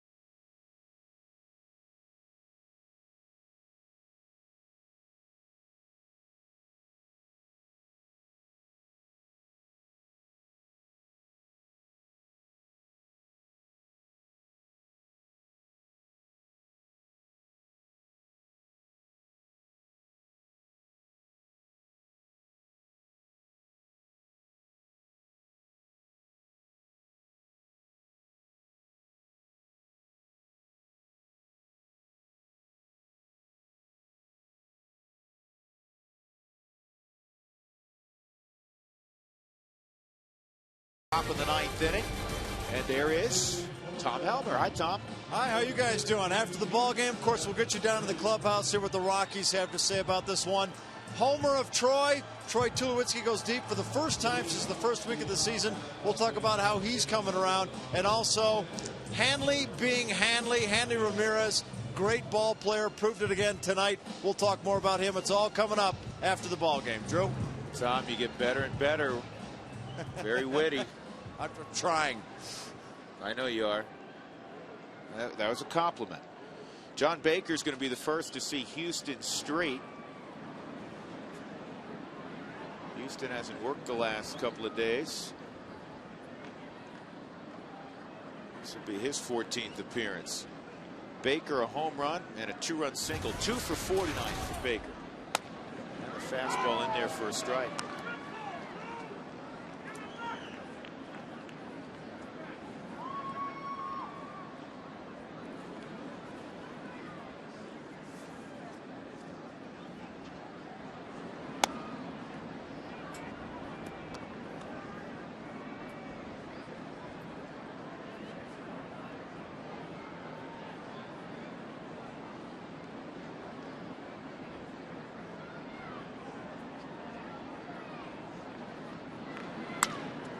On the ground to Tulowitzki. Baker thrown out. Played it right though. Busted his tail up the line the whole way. Like to notice those things. It kind of shows everybody's watching the game. You know what? They play the game the right way. Yep. Cody Ross is 1 for 4. It's just Houston's second appearance since April 30th. That's May the 8th. There have not been many save situations. The games that the Rockies have won, as we've discussed many times, usually are in a blowout fashion. They remain 0-8 in one-run affairs. That's a good pitch.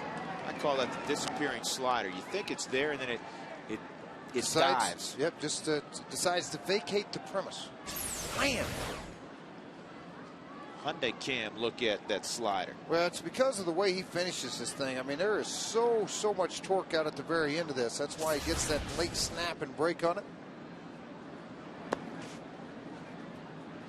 Able to throw it with some pretty good velocity behind it. 85 on that one.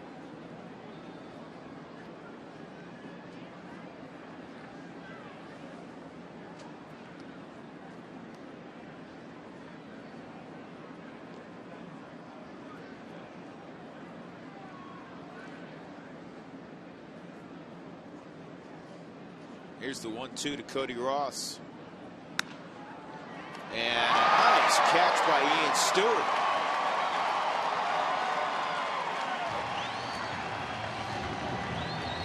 Well, even though you're about 110, 115 feet from the home plate area, playing out behind there in a right-handed bat, he's made a couple of nice plays today. This time he timed that one and got up into the air and had the ability to make a play on it.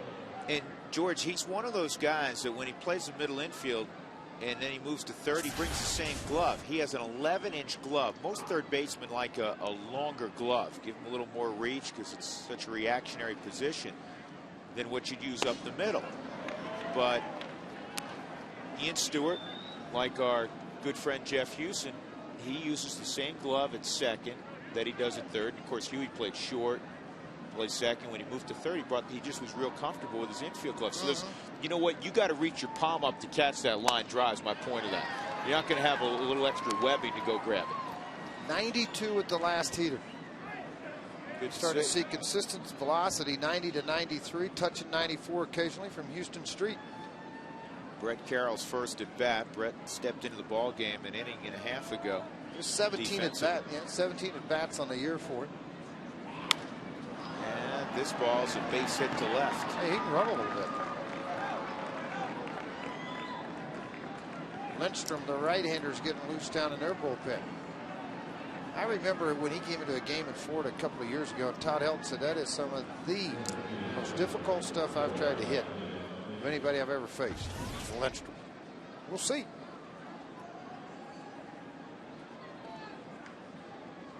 Got belt issues right now, George. Got a bad belt problem? Yeah. Too small, too big, busted. He lost a lot of weight.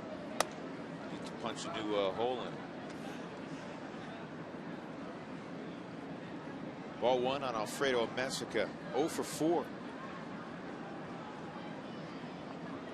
Messica is the only guy who hasn't contributed offensively. And the minute I say that, he's got a knock.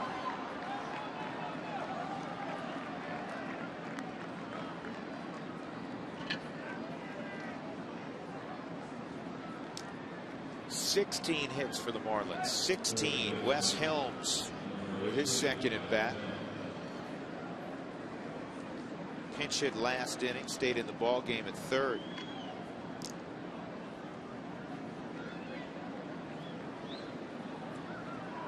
Helms is a pro. He's got a lot of pop.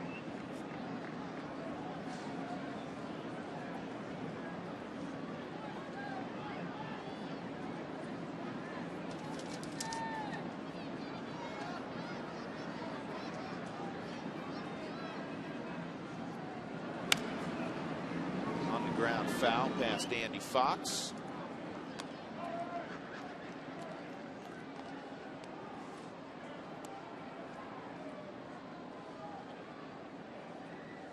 Helms from Gastonia, North Carolina.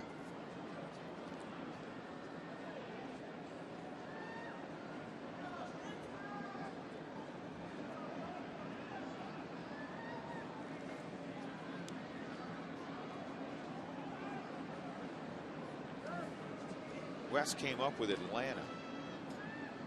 Biggest year was in Milwaukee in 03 when he hit 23 home runs. Yeah, then after that, he kind of, when he had a couple of injuries, I think, and then he started to work mostly pinch hitting a lot. Yeah. Didn't play every day. But did a good job with the pinch hitting role.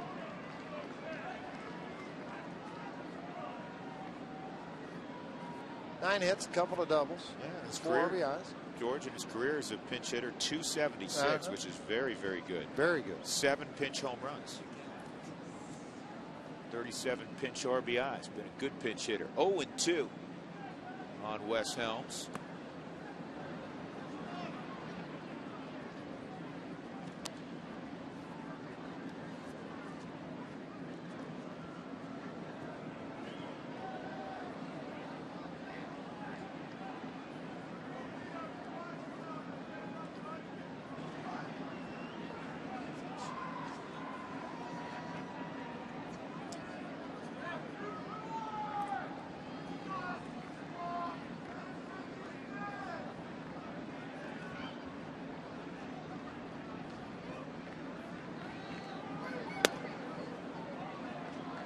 Two balls, 2 strikes.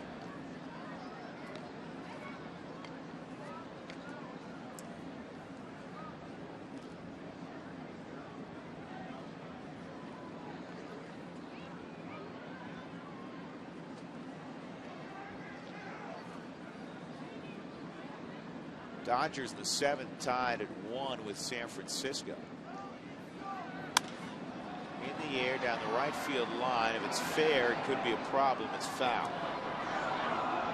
Philly beat Atlanta tonight 10-6. The Mets over Pittsburgh 7-3.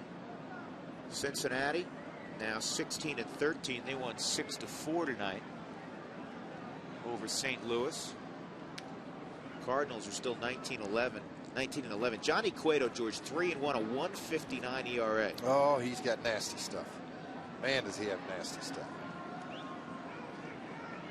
Milwaukee beat the Cubs 3-2. Ryan Braun his 7th home run. Milton Bradley hit his 3rd. Trevor Hoffman his 5th save. 2-2. And it's on the ground foul. Houston and San Diego, a shutout for the Astros down in Houston 2-0. Wandy Rodriguez has a 1.80 ERA. He's 3-2. Chad Gaudin took the loss. LaTroy Hawkins, he's doing some closing there now. He got his 4th save. Washington in the 9th inning leading 5-4 in Arizona. Adam Dunn has hit a home run. He was with Arizona last year. You know what? He's done nicely with Washington. He's got 8 bombs. Yep. Wes Helms is spraying balls everywhere. Billingsley and Zito locked up in the 7th, tied 1-1. Yeah. Dodgers and Giants. Billingsley still in there. American League, Detroit beat Cleveland 1-0 behind Justin Verlander. We caught a little snippet of that ball game. He was flat nasty. How good was his curveball we saw? Oh, man.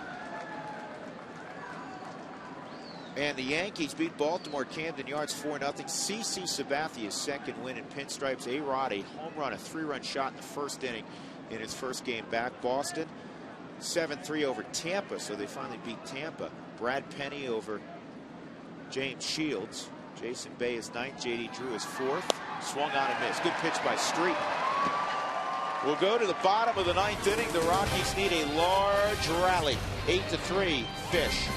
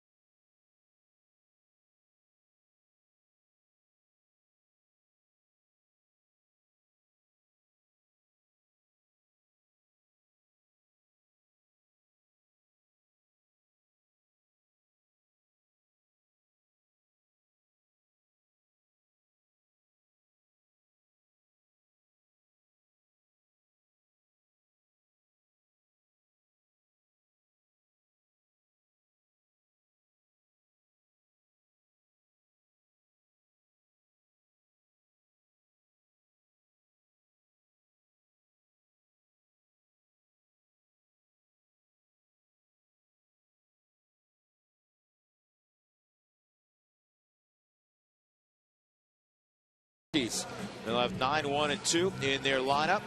And a reminder, Tom Helmer getting ready.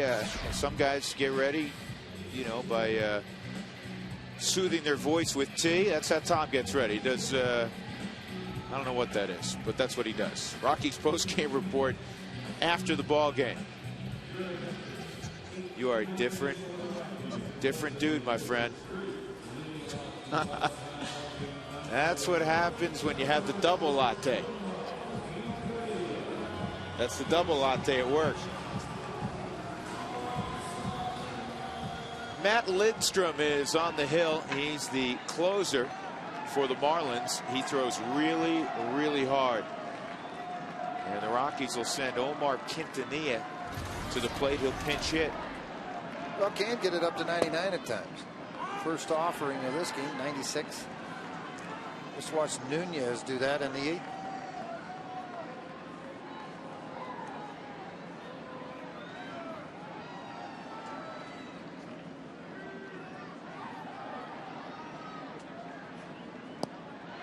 And then he does that with the slider. 0-2.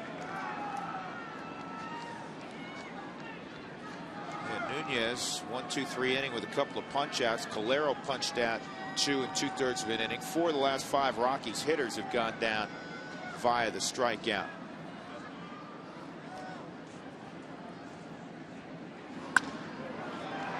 Left field line drifting into the crowd, out of play.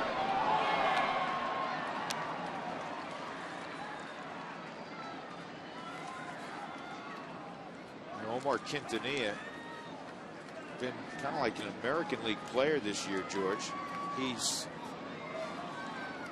been with the team since opening day, does not have a start. And this is game 28. In fact, this is his first at bat, George, since April 28th. But he goes about his business the right way, works at it every single day, and batting practice, trying to get as many at bats as he can there. Worked out on bunting drills today. 9 at bats on the season. This is 10th. He does have a hit. See it a little bit in the American League. The 24th, 25th guy doesn't get a lot of opportunities. Not as much in the National League. No, and over there you typically only carry 4 bench players too. 2-strike pitch to Quintanilla. Good quick bat. You're right about Omar. I mean, we see him every day. His demeanor never changed. He's a very polite guy. He's a very likable guy, and he works very, very hard. Yep, ground balls at second. He'll take him at short. Turn double plays with both of those guys over there, and then he'll also take some ground balls at third. They want the fastball up to Q. One boy. What did Art Gunn say? 98 in house. Did it say 98 or 99? I didn't see it. It's hard. Fast? Said hard. Really, really fast. Yeah, real hard.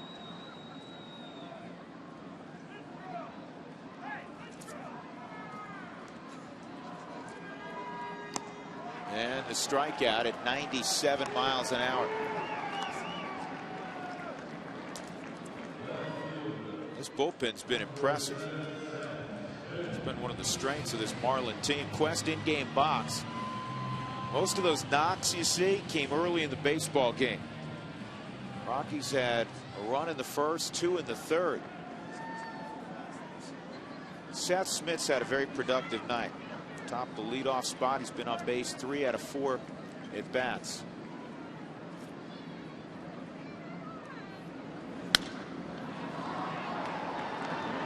Hanley Ramirez going out. Easier play for Brett Carroll. 2 outs.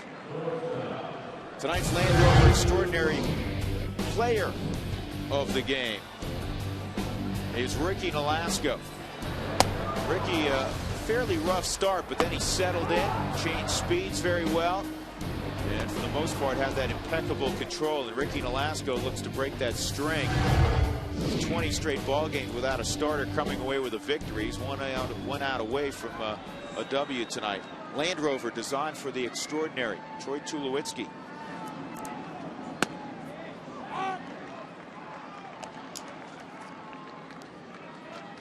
Matt Lindstrom was acquired from the Mets for Jason Vargas, a left-handed pitcher who was a former #2 pick of Florida.